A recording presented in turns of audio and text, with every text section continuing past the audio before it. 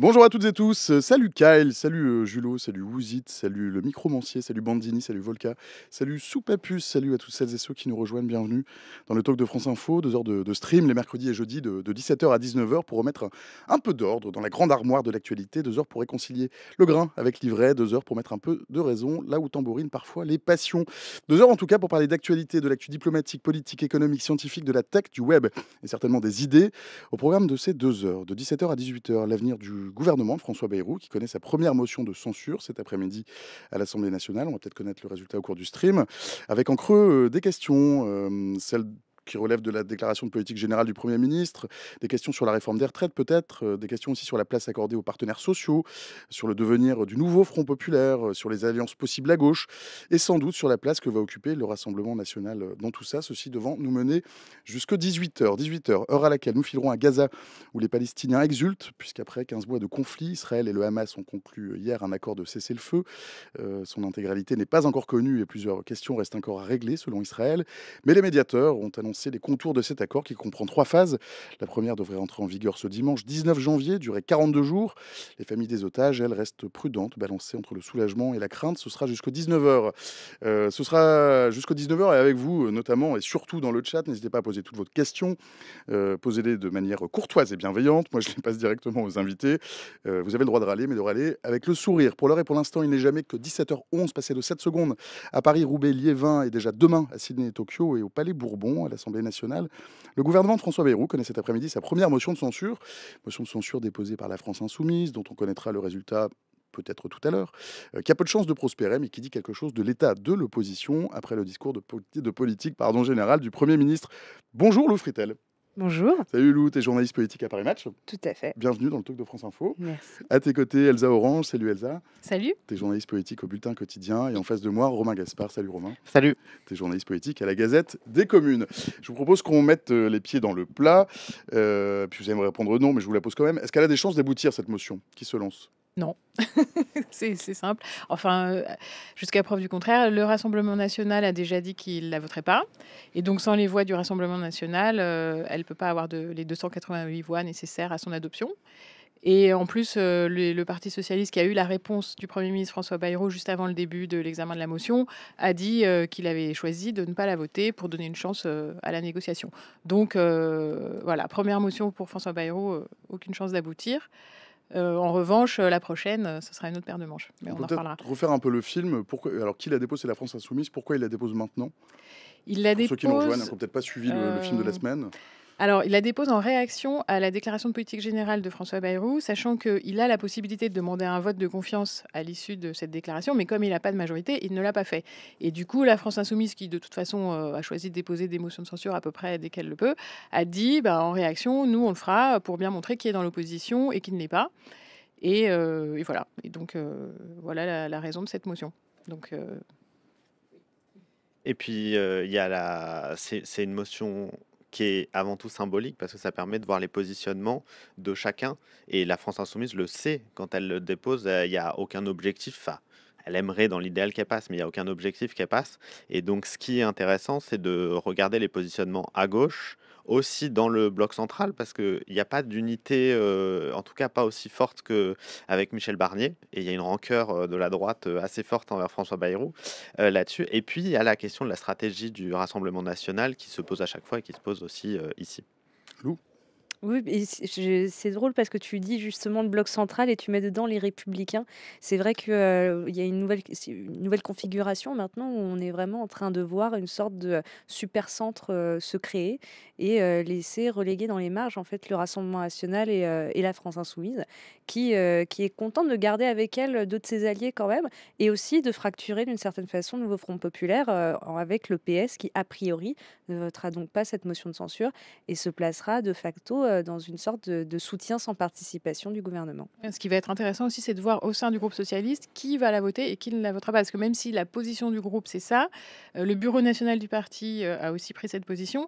Ça n'empêche pas que certains députés peuvent être tentés de la voter parce qu'ils ne veulent pas justement tout de suite se désolidariser du nouveau Front populaire, sachant que par la suite, ils ne sont pas sûrs non plus d'obtenir tout ce qu'ils veulent dans les négociations. Enfin, c'est le principe d'une négociation. Voilà. Donc voilà, là, ça va être intéressant de voir aussi, est-ce que certains vont s'en détacher? Est-ce que le groupe socialiste dans son entier va se détacher du NFP ou pas.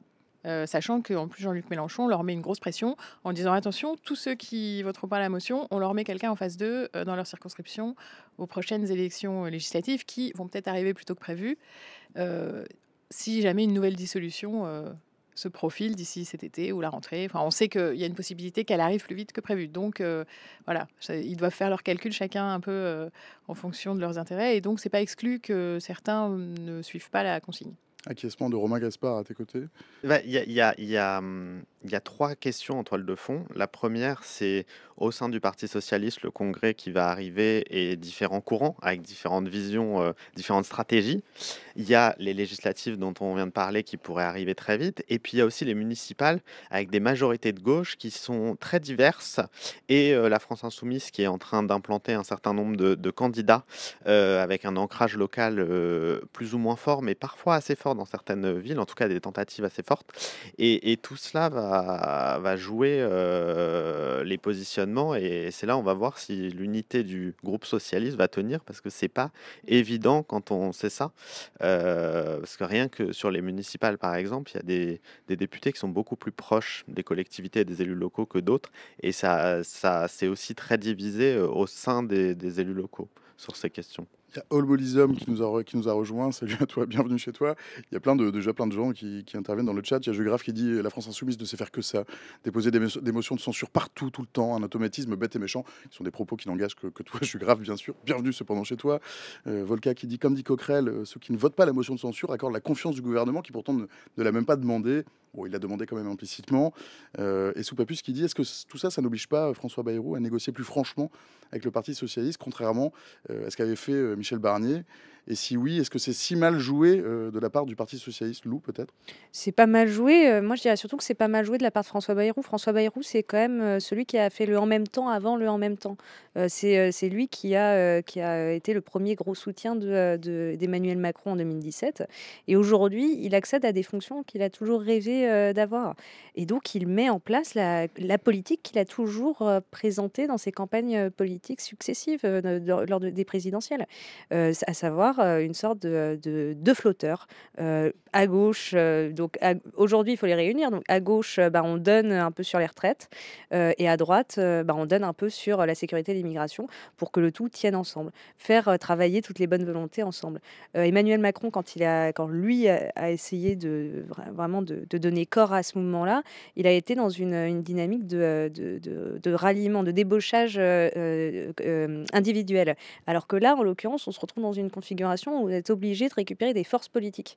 C'est beaucoup plus compliqué, mais honnêtement, je ne vois pas qui, à part François Bayrou, peut faire un truc pareil. Alors, il y a un truc important aussi à dire, je pense, c'est que il a aussi intérêt, François Bayrou, à avoir des alliés, en l'occurrence à gauche, parce que sinon, il se retrouve, comme Michel Barnier avant lui, à la main du Rassemblement national. En fait, il veut pas dépendre du vote du RN. Donc, il est aussi, il a pas tellement le choix en fait c'est très bien joué de sa part, hein, je suis d'accord. Mais en gros, s'il a plus le Parti socialiste, s'il a plus ça, on revient à la configuration antérieure et du coup, il se retrouve encore une fois, c'est soit le RN vote, soit le RN vote pas la motion. Il est complètement dépendant du vote du RN. Donc là, pour s'en extraire, il n'a pas d'autre choix que d'arracher ce bloc socialiste qui, en plus, on le sait très bien, est de plus en plus mal à l'aise avec les positions de la France insoumise et commence à se dire à un moment il faut être responsable, faut que la France avance, faut qu'on ait un budget parce que là on n'a toujours pas de budget quand même. Enfin, il y a quand même beaucoup de problèmes qui se posent et lui mise là-dessus. Il se dit ok, les socialistes, bon, il faut monter les enchères, c'est normal, et en même temps chacun en fait a intérêt aussi à ce que les négociations se poursuivent parce que pour que ça avance et voilà, et pour pas se retrouver encore une fois dépendant du groupe de Marine Le Pen. Juste une chose, c'est vrai qu'il a eu ce mandat de ne pas se mettre dans la main du Rassemblement national, mais lui n'est pas aussi hostile finalement qu'à Michel Barnier au Rassemblement national. Non, bien sûr. Au contraire, le soir de la motion de censure, moi, les députés RN que j'ai vus tout de suite m'ont dit pour nous, François Bayrou, c'est le candidat idéal. En plus, il s'est toujours très bien comporté avec nous. Il a soutenu Marine Le Pen lors c'est d'ailleurs grâce à ça qu'il a pu être à ce poste-là. Proportionnelle. Parce que Marine Le Pen n'a pas mis de veto comme elle aurait pu le faire. C'est celui qui calme le plus les passions. Grâce à la proportionnelle, grâce au fait que aussi dans le procès des assistants parlementaires de Rennes, comme lui a eu peu ou prou le même problème, le même procès, c'était un des seuls à pas accabler Marine Le Pen, etc. Donc en fait, effectivement, pour le RN, c'est un bon allié, mais c'est aussi dangereux pour lui, parce qu'apparaître comme Oui. un allié du RN, C'est- et comme c'est- et- ayant des intérêts communs, c'est aussi dangereux. Donc il faut aussi qu'il arrive à s'en extraire et à nouer des alliances ailleurs, notamment à gauche, élargir son socle pour pouvoir prospérer, parce que sinon, en plus, on sait que c'est pas un allié fiable. On l'a vu avec Michel Barnier. Le jour où ça les arrange, Il y a notre copain Lamua qui nous lance un raid, salut, qui vient de débarquer chez nous avec plein de copains. Salut Lamua et salut à tous ceux qui nous rejoignent. Bienvenue dans Talk de France Info. On est ensemble donc jusqu'à 19h. On parle là de politique, on va parler de la motion de censure qui ne prospérera certainement pas et qui ne fera pas tomber le gouvernement de François Bayrou, mais qui interroge sur l'état du nouveau Front populaire. Et après, on parlera d'Israël et l'accord de trêve qui a été négocié hier et qui va reconfigurer un petit peu l'état des forces. Romain? Oui, pour le PS, ils sont tiraillés entre le besoin de stabilité et l'envie de stabilité d'une partie de la population, et en même temps une forme de dégagisme qu'on ressent encore et qui a amené le macronisme et va amener la suite du macronisme. Et donc, il faut qu'il y ait assez de gages et la capacité à installer une culture de compromis, ce qui n'est pas évident et ce qui n'est pas du tout le parlementarisme français là-dessus, ou à l'inverse, ils vont être attachés aux difficultés du macronisme et être vus comme un allié. Et là, pour eux, à gauche, c'est très compliqué et c'est très difficile. Donc, il y a ce tiraillement sur est-ce qu'on peut rentrer dans une culture de gouvernement et dans une culture de consensus, ou en tout cas de compromis, qui n'est pas ce qu'on observe depuis 2017 en particulier. Oui, tout à fait. C'est d'ailleurs ce qu'a dit Olivier Faure tout à l'heure à la tribune, en disant, voyez, nous, on est une gauche on a arraché des victoires au gouvernement. Nous, on préfère être ça qu'une gauche qui proteste comme LFI, parce que LFI les accuse d'être des sociotraîtres, en gros, et de pactiser avec le gouvernement, et de finalement être la béquille du gouvernement Macron, qui effectivement est détesté dans le pays. Et même, je pense que même eux, ils se sont vraiment posé la question, ouais, est-ce que effectivement, c'est pas plus payant de miser sur le dégagisme que d'essayer de trouver des accords. Et là, ils ont choisi l'inverse. Ils ont choisi de dire, non, nous, ça y est, on est une gauche qui obtenons des avancées. Et donc, évidemment, pour eux, c'était important d'obtenir suffisamment de gages et des choses assez symboliques, assez significatives, pour que ça vaille le coup de se détacher de ce bloc de l'Alliance de gauche. Et donc là, ils estiment que, on va dire que François Bayrou, alors il a fait vraiment le strict minimum. Il a fait petit pas par petit pas. Il a vu jusqu'où ça pouvait marcher pour les détacher. Il a encore fait une nouvelle concession aujourd'hui avec les jours de carence pour les fonctionnaires. Et là, ils voient que ça marche. Donc ils disent, ok, on accepte de continuer. Mais attention, ils ont bien rappelé que c'était pas du tout un accord de non-censure. C'est-à-dire qu'à la moindre occasion, si jamais ils estiment que le gouvernement ne joue pas le jeu, ils redéposeront une motion de censure. Et cette fois-ci, ils la voteront. Et voilà, et on en revient à l'éternel problème du gouvernement. Sera-t-il en mesure de se maintenir? Parce que là, le gros sujet qui va venir maintenant, c'est le budget. Cette motion-là, c'était un peu pour voir l'état des forces, l'état de l'opposition. Oui. C'est très symbolique pour la gauche, mais il n'y a pas de risque de chute du gouvernement. En revanche, là, on va rentrer bientôt, là, tout le mois de janvier, dans la discussion budgétaire. Et là, c'est là que les négociations vont se tendre. Et je pense que François Bayrou le sait très bien. Il en a gardé un peu sous le coude. Et c'est à l'issue de ça que la vraie question va se poser à la fin, le budget et une éventuelle autre motion de censure. Et là, est-ce qu'il aura convaincu suffisamment la gauche pour se maintenir ou pas? Il y a une annonce, c'est les 30 milliards, enfin plus de 30 milliards, 32 milliards de baisse de dépenses publiques annoncées par la ministre du budget, enfin des comptes publics, Amélie de Montchalin. Ça va être une purge assez violente sur un certain nombre de budgets. Et il va falloir le faire passer auprès de la gauche, parce qu'on voit que dans ce qui a été octroyé et donné, il y a des hausses d'impôts, quelques aides supplémentaires, quelques reculs, mais il n'y a pas d'économie. Et donc, où elles vont être prises et comment ça va être accepté, ça va être compliqué. Être de la dentelle. Il risque de buter sur la même chose que Michel Barnier, c'est-à-dire que là où le en même temps s'arrête, c'est sur l'économie. C'est-à-dire que sur l'économie, en fait, sur tous les sujets politiques, vous pouvez mettre d'accord d'une même famille, des amis autour d'une table. Il y a une seule chose où là, c'est sûr que ça part en pugilat, c'est comment on fait rentrer des sous dans la caisse. Il faut couper qui va donner quoi. Est-ce qu'on coupe dans les dépenses de l'État ou est-ce qu'on fait des impôts supplémentaires? Mais là, vous êtes certain d'avoir une crise familiale. Et on se retrouve, et avec le clivage droite-gauche classique. Et il faut voir déjà comment ça pousse au sein du bloc central, où par exemple Guillaume Kasbarian, pour citer l'ancien ministre de la fonction publique, assez fâchés du recul sur les jours de carence et d'un certain nombre d'avancées mis sur la table enfin d'avancées pour le Parti socialiste mis sur la table par François Bayrou. On peut citer aussi les hausses d'impôts euh, comment on va dire ça, qui font tirer la langue d'un certain nombre de députés les Républicains. Alors de là à ce qu'ils aillent jusqu'à une censure ou à embêter François Bayrou, on n'en est pas là, mais en tout cas en interne, ça se crispe fortement. En fait, c'est tout le problème de François Bayrou, c'est que, en fait, on a l'impression comme une couverture trop petite, quoi. Dès qu'il tire à gauche, hop, il se découvre à droite, et dans l'autre sens, c'est pareil, quoi. Donc, en fait, dès qu'il accorde un peu trop à la gauche, bah, il y a l'autre côté qui dit, bah non, c'est pas possible, ça va pas. Et effectivement, les macronistes veulent pas voir détricoter le bilan. LR veulent pas. Ils ont dit, nous, notre ligne rouge, c'est les impôts. Le RN aussi le dit, c'est leur ligne rouge. Donc, au moment de la négociation sur le budget, c'est là, il va être confronté à des choix. À un moment, il faudra qu'il fasse des choix, comme on vient de dire. Et là, ça va être compliqué parce s'il choisit de faire plaisir à la gauche, il risque aussi de s'aliéner la droite. Après, il mise aussi sur le fait que ce soit les macronistes comme LR, ils vont peut-être pas non plus aller jusqu'au vote d'une motion de censure parce qu'ils sont responsables, ils se veulent des partis de gouvernement responsables. Exactement. Ils veulent pas joindre leur voix ni au RN ni à LFI voilà, ils n'arrêtent pas de dire que c'est eux qui mettent le pays à feu à sang, etc. Donc ils misent là-dessus, Bayrou, de façon assez madrée, parce que voilà, c'est un vieux de la vieille, il sait très bien comment ça marche en politique. Donc là-dessus, il est assez malin. Et je pense qu'il se dit qu'ils n'iront pas jusque-là. Ils ont bien dit qu'ils soutiendraient au coup par coup chaque texte, mais de là à voter une motion de censure, on a quand même un peu de la marge. Mais bon, il va quand même être confronté à des choix certains. Et lui, qui érige la dette, la lutte contre le déficit public en valeur cardinale, il va aussi devoir choisir à un moment, parce que s'il accorde trop à la gauche, le problème, c'est qu'il va creuser le déficit qui est déjà énorme. Et donc toute la difficulté de l'exercice va être là. Il peut être mis en minorité sur certains amendements, par exemple dans le Ça budget, risque d'arriver. que certaines mesures qu'il défend ou que le gouvernement défend ne passent pas. Enfin, Oui, on va être sur c'est vrai. du coup par coup et de mesure par mesure. Et donc, entre ce qu'il annonce et ce qu'il va y avoir à la C'est vrai, fin, ça, il peut y avoir une large différence. tout à fait. C'est ce qui s'était passé avec le budget d'avant de Michel Barnier. Ils étaient mis en minoritaire sur leur propre budget, sur plein d'articles. Et justement, ça va être intéressant parce que, en l'occurrence, il n'y a pas que ce qui se passe dans l'hémicycle, il y a aussi les négociations autour. Si le PS décide de monter à bord, d'une certaine façon, du navire amiral, qu'est-ce qui va se passer? Ils vont devoir...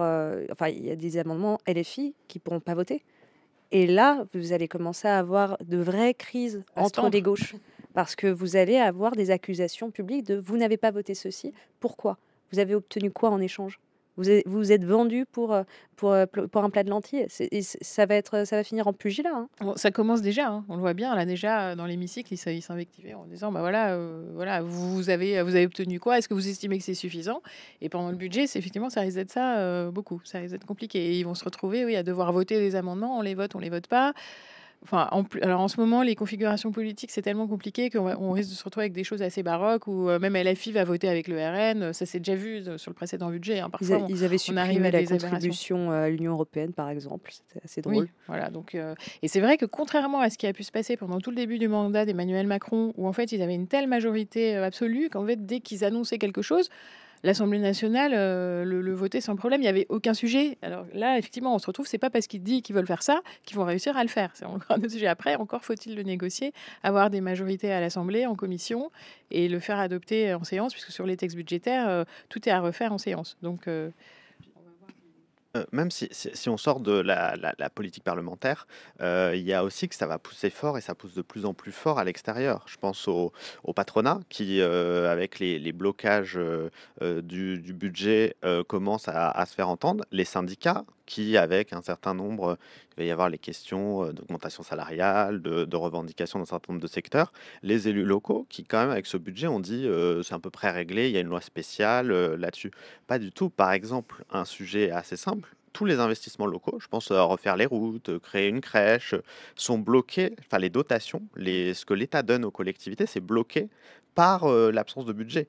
Et on peut tenir un mois, on peut tenir 2 mois, mais on va pas tenir 10 mois avec l'impossibilité de refaire les routes, de refaire les églises, de refaire X et Y investissements locaux parce que ça va pas tenir. C'est clair. Et il y a toutes les crises qui ont été un peu mises sous le tapis à cause de la dissolution qu'on n'a pas pu régler, notamment les agriculteurs, par exemple. C'est pareil, il va y avoir des revendications à assouvir et ça va encore coûter de l'argent.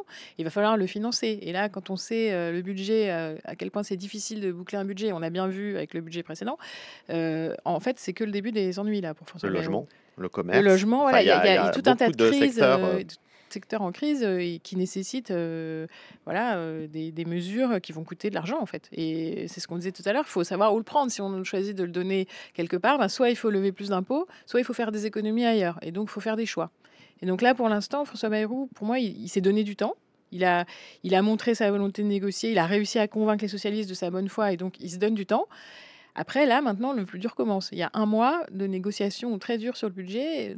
Est-ce qu'il va réussir à le faire ou pas? Là, rien n'est moins sûr. En tout cas, ce qui est sûr, c'est que ça va nous servir de leçon. C'est-à-dire que Éric Lombard est déjà en train d'expliquer que une fois le budget voté, il va s'atteler au budget de l'année suivante. Ce qui est intéressant, c'est que soit la 4e République et la 3e, la 4e surtout, le Parlement passait la moitié au moins de sa session parlementaire à parler budget. Parce que c'était effectivement un point d'achoppement systématique. Donc nous, on est en train d'apprendre à nouveau ce qu'est le parlementarisme. Je pense honnêtement qu'on arrivera à avoir un budget. Le tout, est-ce que ça arrivera avant avril? Là, il y a une question qui se pose, c'est le barème de l'impôt, qu'on n'a pas réajusté. Or, si on ne le réajuste pas, c'est 400 000 personnes qui payent un impôt en plus et 4 millions, je crois, qui payent plus qu'ils ne payaient auparavant. Mais c'est ça, parce Non, que 17 en millions. fait, c'est indexé sur l'inflation normalement. Donc, si votre salaire n'a pas changé, vous allez, comme les barèmes restent les mêmes, vous allez rentrer dans l'impôt alors que vous n'auriez pas dû. Donc, effectivement, ça, c'est un problème. Je pense quand même qu'on devrait réussir à avoir un budget d'ici là. Enfin, on ne sait jamais, de nos jours, on ne sait jamais. Mais la question qui va se poser Ce sera après, compliqué pour le Parti socialiste ça va être compliqué. de voter la censure. Et déjà, on leur a énormément reproché la première fois. Je pense Et qu'il y a à partir ça du moment où ils ne votent pas ça, cette motion de censure, où ils commencent à très engagés en plus. Et puis, ce qui joue ça va être aussi comme LR. beaucoup Ils vont être piégés. en faveur de Bayrou, c'est que de toute façon, là, au bout d'un moment, une fois, bon, ça va, on a compris, mais 2 fois, ça serait vraiment le chaos. Et donc, je pense que là, il mise aussi beaucoup là-dessus, François Bayrou, c'est qu'il sait très bien que ça serait irresponsable de le refaire. Donc, y compris pour les socialistes, ça va être très, très compliqué. Mais il continue quand même à mettre la pression, sachant que le Rassemblement national, comme d'habitude, n'oublie jamais de dire qu'il détient la clé du truc et que le jour où eux, ça les arrangera, entre guillemets, où ils estimeront que c'est le moment propice, eh bien, il suffit qu'ils mêlent leur voix à celle de la gauche et voilà, il s'en est fini du gouvernement Bayrou. Après, ce serait quand même... je pense que ça a été beaucoup reproché effectivement sur le terrain. Et là, le fait qu'ils s'engagent dans les négociations, ça va soulever de l'espoir auprès de beaucoup de gens. Et je pense que ce serait très déceptif après s'ils finissent par dire bah non, finalement, on censure et hop, il faut tout recommencer, on recherche quelqu'un d'autre. Voilà, ils auront perdu on les deux repère côtés. encore 6 mois. Ils auront tout perdu. Voilà. Donc je pense que là, ils sont tellement avancés que ça paraît très difficile. Mais la vie politique est faite de surprises. Donc on est à l'abri de rien. Il peut se passer plein de choses dans les négociations budgétaires là, qui vont souffrir. Surtout qu'il y a les élections qui arrivent, les municipales qui arrivent, qui vont effectivement tendre les choses, que ce soit en interne au sein de la gauche, entre la droite et la gauche. Enfin, après, il y a plein de petits enjeux locaux qui se jouent aussi, et chacun dans sa circonscription voit à midi à sa porte. Et donc, on est à l'abri de rien. Enfin, en fait, il joue vraiment sur un fil en ce moment-là. C'est vraiment de la dentelle. Il y a une question de Baléno dans le chat. Salut Baléno. Baléno qui nous dit: est-ce qu'on est condamné à voir disparaître les services publics et les conquis du CNR, le Conseil national de la résistance, avec l'alliance objective du centre droit, de la droite et de l'extrême droite contre toute proposition de gauche qui se lance? Vous avez 2-3 heures. A priori, merci Baléno pour ta question et reste avec nous. On va tenter d'y répondre. Non, je dirais, a priori, on ne l'est pas condamné, puisque là, on voit qu'il commence à y avoir justement un début de négociation entre le bloc central, on va dire, et la gauche. Donc, l'alliance de la droite et de l'extrême droite et du bloc central, comme c'était le cas sous Michel Barnier, bon, ça y est, là, on est passé à autre chose. Donc, il commence à y avoir un début de reconfiguration. Après, est-ce que ça va tenir? Est-ce que ça va durer? Effectivement, c'est très difficile de dire ça aujourd'hui. Pour répondre sur les services publics, dans le viseur de la droite, mais aussi du gouvernement, le nombre de comités Théodule, c'est-à-dire voilà, d'opérateurs de l'État qui existent et qui ont des missions particulières à remplir. Par exemple, comme le 16, le Conseil économique et C'est eux. social, qui se décline aussi, il y en a plusieurs par région. Et donc ça, c'est ce qui est dans le viseur, de façon de dégraisser l'État. Donc, à mon avis, oui, les services publics vont prendre encore un peu dans la figure. Alors juste une petite remarque concernant le Conseil économique et social. C'est pas un comité Théodule quand même, hein, c'est quand même la Pardon, troisième chambre oui, mais de, bon, de- c'est mis dans de- les... Voilà, quand vous parlez avec Alors, LR, pour certaines personnes, oui. Pour les Beaucoup veulent le républicains, supprimer, ils pour estiment les que ça sert à républicains, rien. alors, ils Après, veulent supprimer, ça, c'est sûr. Les voilà, communautés Théodule après, n'existent pas, c'est péjoratif. voilà, Je sais oui, que c'est De Gaulle qui avait inventé ce nom pour dire tous les comités qui servent à rien. En revanche, c'est vrai qu'il y a une multitude de comités, de commissions, ceux qui ont été créés dans tous les sens, qui parfois font des doublons et qui sont en train d'être supprimés. Il y a d'ailleurs Le une Haut proposition de Commissariat loi au qui Plan, alors, par exemple. dont était président François Bayrou jusqu'à présent, voilà, mais qui peut servir aussi. Enfin, ça a été réactivé à un moment. Avoir une politique pluriannuelle, essayer d'avoir un peu une vision d'avenir, c'est pas forcément inutile. Non, c'est pas inutile. En Après, le truc, revanche, c'est savoir ce qu'on fait de ces il travaux. y en a eu tellement qu'aujourd'hui, tous sont dans le viseur.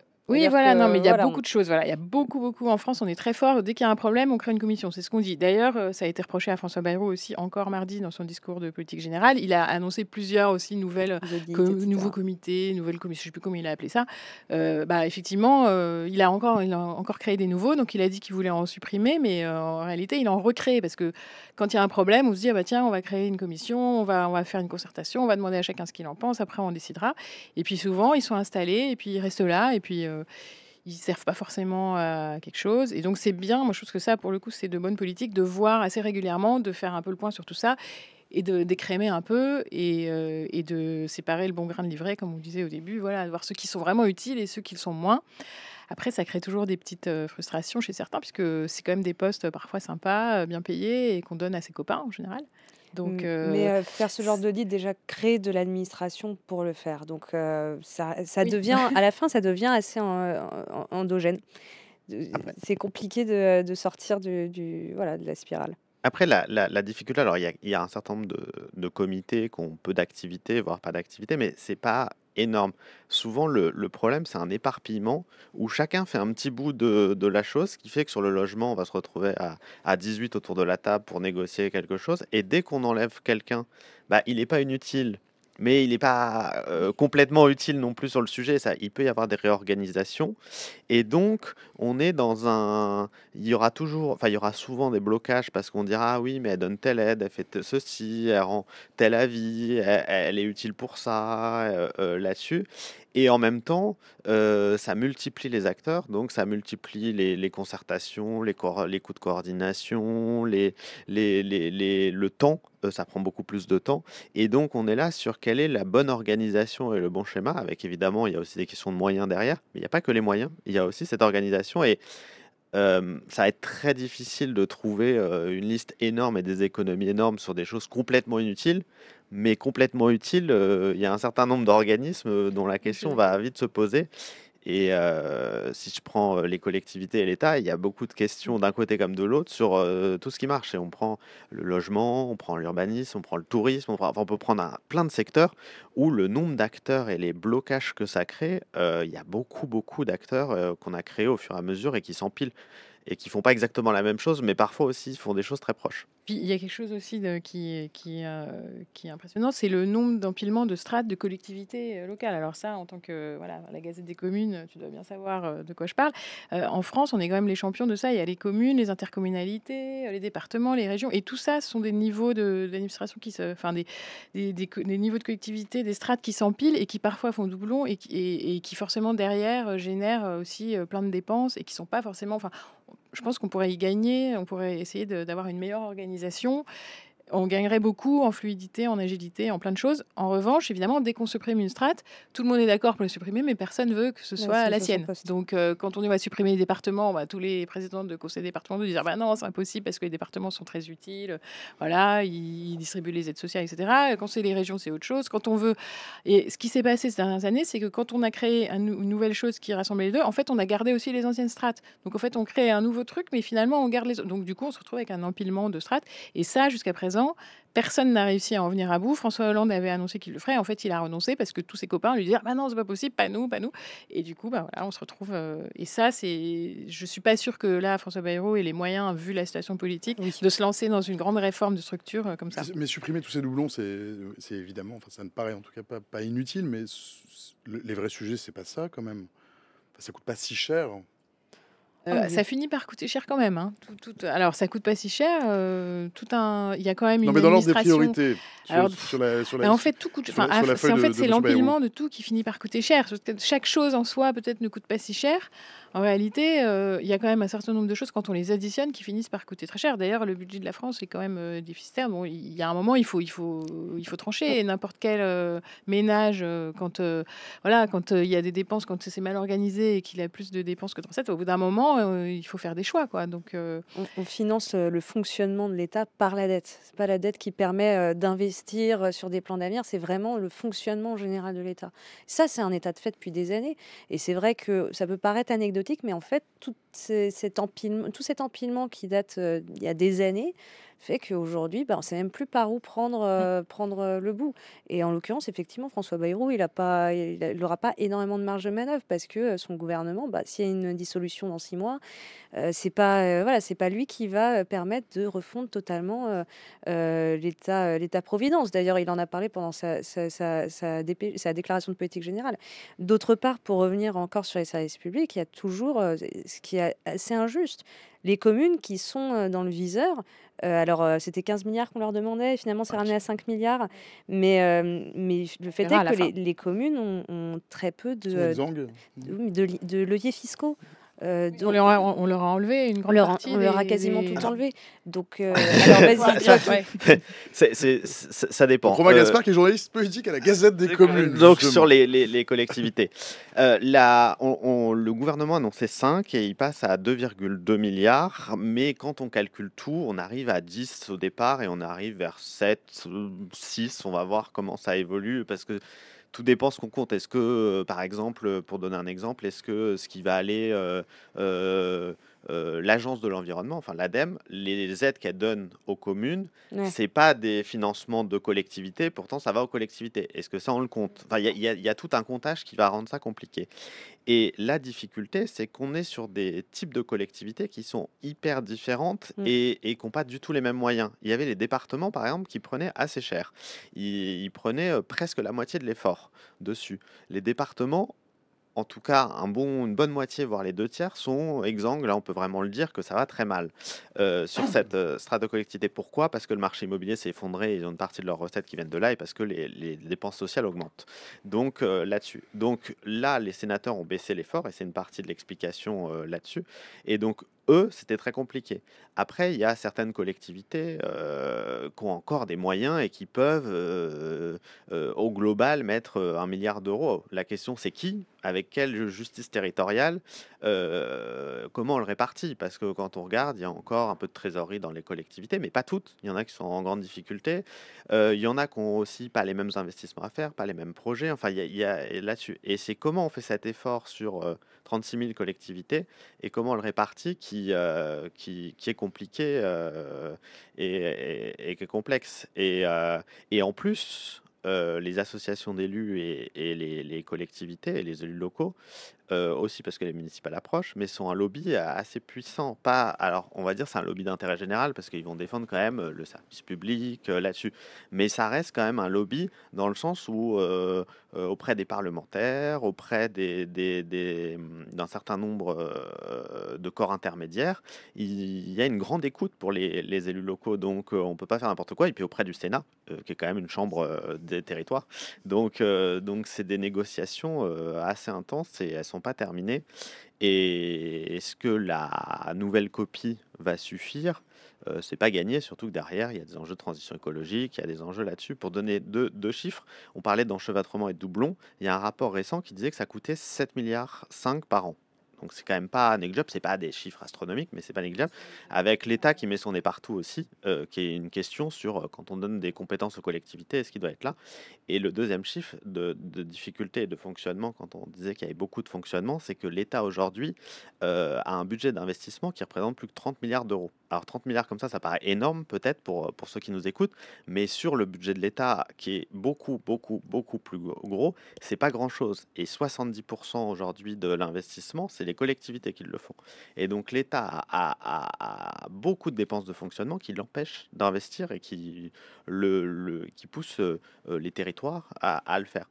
Donc il y a aussi cette répartition-là et cette question de comment est-ce qu'on libère des moyens pour pouvoir aller sur la transition écologique, sur les services publics, sur ces enjeux-là, parce que ça se pose de plus en plus et on le voit et il va falloir trouver des moyens pour. Donc les enjeux budgétaires, on n'a pas fini d'en parler, on n'a pas fini et ça m'étonnerait que le budget même de cette année règle ce problème et ces questions pour l'avenir. Pour revenir au plus bas des pâquerettes ou des pissenlits, enfin la fleur que vous voulez, en tout cas près du sol, on parle, voilà, combien de temps va durer, j'allais dire Michel Barnier, François Bayrou, Premier ministre, on ne sait pas bien. Là, la question qui se pose quand même, c'est est-ce que le NFP, le nouveau Front Populaire, est-ce que c'est déjà terminé? Est-ce qu'il est possible de refaire... Parce que là, le NFP commence à se fracturer. Est-ce qu'un retour en arrière est possible ou est-ce que c'est déjà terminé? Ah, c'est difficile de répondre à cette question. C'est pas la première fois que le nouveau Front populaire menace d'exploser et qu'il n'explose pas. Il y a un petit pas en avant quand même. Donc là, voilà, là on est d'accord, il y a un bouger, là c'est clair. Là vraiment, le Parti socialiste a choisi vraiment de se détacher. Mais c'est que le début, encore une fois, on va voir comment vont tourner les discussions maintenant. Si jamais ils voient que finalement c'est pas la peine, hop, ça peut très bien. Enfin voilà, le retour en arrière est encore possible, sachant que les élections, comme on disait tout à l'heure, les élections approchant, il y a une espèce de pression comme ça qui se fait de plus en plus forte et par rapport au terrain, ils vont se dire en fait tout va dépendre aussi de l'accueil voilà, des remontées qu'ils vont avoir dans le terrain. Si les gens leur disent allez-y, continuez à négocier, on est content, vous avez réussi à arracher des choses, mais en fait tout dépend de ce qu'ils vont réussir à arracher à la fin. Si jamais, par exemple, le plus symbolique, la réforme des retraites, si jamais ils arrivent à arracher vraiment un nouvel accord entre les partenaires sociaux, à faire en sorte que cette fameuse réforme n'entre pas en vigueur comme elle était prévue, notamment la mesure d'âge et d'autres mesures, les gens peut-être sur le terrain leur diront c'est bien, on est content, continuez, et là il y a des chances que voilà que du coup ils continuent sur cette lancée. Si en revanche si c'est trop compliqué, que ça se tend, que le Medef par exemple on sait qu'il est complètement contre, du coup qu'il n'y a pas d'accord entre les partenaires sociaux et que finalement on aboutit à rien, eh bien, hop, il risque d'y avoir un retour en arrière et ils vont se dire, bah non, vite, on retourne dans notre alliance ancienne. LFI va vite se dépêcher de leur dire, attention, sinon on vous met quelqu'un en face. Et donc, je pense que là, le ressort, voilà, il est en train de se tendre, mais il n'est pas encore vraiment cassé. Et donc, boum, ça peut revenir aussi vite que ça s'est fait. Alors là, c'est vrai qu'il y a un pas de plus qui a été fait, c'est clair et net. Après, c'est très difficile de savoir vraiment si... Enfin, moi, j'enterrerai pas encore le nouveau Front populaire. Alors, il prendra peut-être un autre nom. Bon, voilà, il va y avoir des reconfigurations. Ça va peut-être encore changer, mais je l'enterrerai pas définitivement pour l'instant.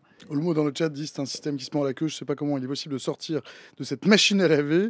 Volca qui dit on en a marre du PS à gauche. Ras-le-bol. Lou Fritel. Alors, pardon, j'ai pas très bien compris. Non, je relayais ce qui se disait dans le chat. C'était pas des questions. C'était avant que tu interviennes. Pour revenir, quand même, faut pas oublier que avant le NFP, il y a eu la nouvelle Union populaire et sociale, écologique et sociale. Pardon, populaire, écologique et sociale. J'ai du mal. La Nupes. Elle s'était fracassée sur la question de Gaza, d'Israël. Elle s'était de Jean-Luc Mélenchon. Et finalement, il avait gagné 3 points à la fin dans la dernière ligne droite des européennes. Donc, comme quoi, pour LFI, en tout cas, c'était une bonne stratégie. Emmanuel Macron, quand il fait sa dissolution, il pense que c'est impossible que la gauche se rassemble en 4 jours après des européennes où il s'était déchiré.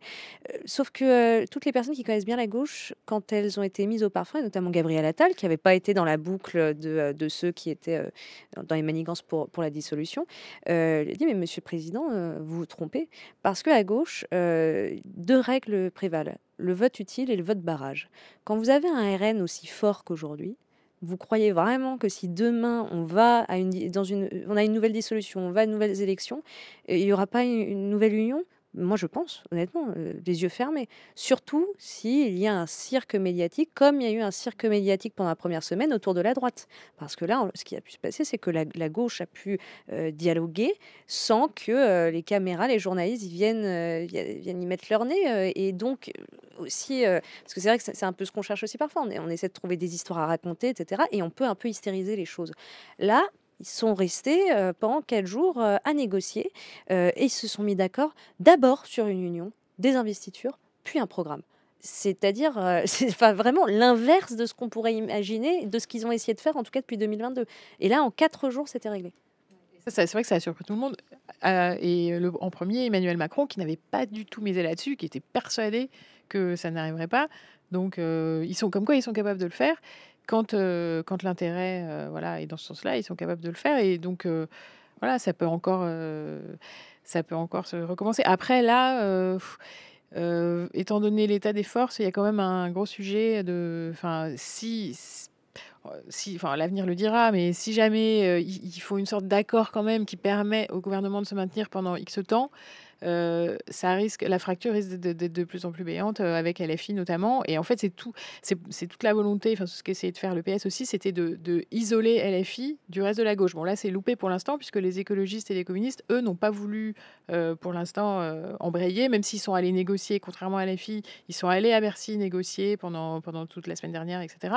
Ils ont estimé qu'ils n'avaient pas eu assez de gages de bonne foi et qu'ils n'avaient pas obtenu assez pour accepter de ne pas voter la censure. Certains disaient d'ailleurs que, enfin, notamment à propos des écologistes, qu'en réalité, ils n'avaient pas vraiment l'intention de le faire, mais que, enfin bref, qu'ils avaient un peu un double jeu. Bon, on ne saura pas. Mais qu'est-ce que je voulais dire? Donc du coup, voilà, on sait pas encore très bien finalement ce qui peut se passer plus tard. Et est-ce que vraiment les deux gauches irréconciliables sont définitivement irréconciliables ou parfois réconciliables en fonction des intérêts des uns et des autres? Puis il y a la question des sympathisants de gauche. Il y avait une forte pression pour l'union de la gauche les 2 dernières fois. Au fur et à mesure, ça peut se tarir parce que ça fait de plus en plus alliance électorale et de moins en moins alliance programmatique au vu des dissensions qu'on voit là. Donc ça va compter dans le fait, est-ce que c'est gagnant en voix et donc en siège de s'unir? En 2017, ils étaient divisés, après il y avait la vague macroniste, mais ils l'ont senti passer à ce moment-là, parce que la gauche était quand même en miettes et il restait plus beaucoup de députés de gauche. Donc depuis, l'alliance s'impose, mais est-ce que électoralement elle sera toujours aussi forte et elle attirera autant d'électeurs qu'elle l'a fait les 2 dernières fois? C'est aussi une question. Il y a un truc intéressant à voir, c'est aux dernières européennes, la liste de Raphaël Glucksmann, socialiste, justement, lui, il a fait toute sa campagne sur le fait de ne pas faire alliance avec LFI, et on voit qu'il a fait un bien meilleur score que nous faisait le PS jusqu'à présent, notamment à la présidentielle. Donc en fait, pour le PS, il y a quand même une leçon à tirer, et il y a beaucoup de gens qui se disent, ben, c'est ça en fait la solution, c'est pas d'être avec LFI, c'est de s'émanciper et d'essayer de défendre nos propres idées. Mais évidemment, quand on fait ça, on prend le risque de rompre l'alliance de gauche, d'être accusé de se traître, etc. Et puis de peut-être dans certaines circonscriptions, c'est vrai que si LFI met des candidats en face, eh bien on prend le risque de ne pas pouvoir se maintenir au deuxième tour et de ne pas gagner. Donc c'est vrai que ça fait réfléchir aussi. Donc ils ont réussi à imposer une sorte de de menaces permanentes sur le reste de l'alliance. Alors c'est pas une très bonne façon de faire. Il vaut mieux se mettre ensemble parce qu'on a les mêmes idées plutôt que par cette menace. Mais bon, pour l'instant, ça tient quand même. Parce que, bah, voilà, après les socialistes ont quand même effectivement, ils ont vu que quand ils faisaient des alliances, ils ont quand même eu plus de sièges. Ça leur a permis de regagner des sièges. Mais maintenant, je pense qu'effectivement, peut-être qu'on en revient un peu et que chacun va essayer un peu d'apparaître comme responsable, d'essayer de faire avancer les choses. Là, on voit bien qu'on est dans une période, ça fait quand même depuis le mois de juin que tout est bloqué, que plein de choses sont, voilà, n'avancent pas à cause de ça. Je pense que sur le terrain, les gens vont finir par leur dire: «Non, mais là, soyez responsables», voilà. Donc ils ont plutôt intérêt à essayer de se montrer constructifs que l'inverse, à mon sens. Après, ça n'empêchera pas LFI, Jean-Luc Mélenchon, de continuer dans ce qu'ils font depuis le début. Eux, c'est leur façon de voir la politique. C'est plutôt voilà, une fonction tribunicienne, de s'opposer, de porter des revendications. Ils seront jamais contents. Et c'est aussi leur fonds de commerce. Et ça marche. Ça leur fait gagner effectivement des élections aussi. Donc, Et c'est là aussi où la question de la proportionnelle prend tout son sens. C'est-à-dire qu'au centre, au MoDem, même chez Renaissance, ou Ensemble pour la République à l'Assemblée, ça s'appelle comme ça, l'envie de proportionnelle est aussi motivée par l'envie de dégager le PS de son alliance. De façon, effectivement, quand on voit, en fait, les européennes, c'est l'exemple de proportionnel que nous, on n'a pas. On vote une seule fois pour des listes et que le meilleur gagne. Il n'y a pas de, comment dire, il n'y a pas d'alliance électorale. Il n'y a pas un vote utile. C'est pas la peine de voter utile, ça ne sert à rien. C'est après que se font les alliances aussi au Parlement européen. Euh, le PS a fait 14% la dernière fois. Qu'est-ce qui se passerait demain, justement, si on avait au moins une dose de proportionnelle? Est-ce qu'on aurait des partis qui sont aujourd'hui minoritaires, mais pour qui les gens ont quand même envie de voter, eu égard à l'histoire qu'ils avaient, eu égard aussi à... Parce qu'il y a un besoin de radicalité, chez les jeunes surtout, mais chez l'électorat quadra, quinca, sexa, pas forcément. Est-ce qu'ils ont encore envie de voter Emmanuel Macron? Pas Ils en forcément ont non marre plus. du vote barrage, du vote sanction, de tout ça, de Il y a voter une contre. envie de Ils voter ont envie de pour, voter pour. effectivement. Donc Et de c'est voter par, voilà, par adhésion en disant bah, je vote et puis voilà, en fonction du score, il y aura tant de députés de ce et, courant-là et pas de voter contre pour faire barrage au deuxième tour à Le Pen ou à l'extrême gauche. et ce qui Effectivement, serait ça, je pense. intéressant aussi, c'est de voir le nombre de, si on arrive à une proportionnelle, le nombre de groupes qu'il y aura à l'Assemblée nationale. Étant donné qu'on Ça en a peut déjà tout figer 11, aussi. ça changera pas beaucoup. Ce sera parce que pendant longtemps, c'est ça qui a arrêté aussi, c'est qu'on se disait ça va archipéliser l'Assemblée, tout va exploser. Or là, on voit que même avec le scrutin majoritaire, maintenant, on arrive quand même à une Assemblée qui est complètement divisée, où il n'y a pas de majorité et où il y a 11 groupes. Donc, de toute façon, quelque part, on se dit ça pourra pas être pire et ça libérera effectivement les partis d'alliances qui sont pas toujours très saines.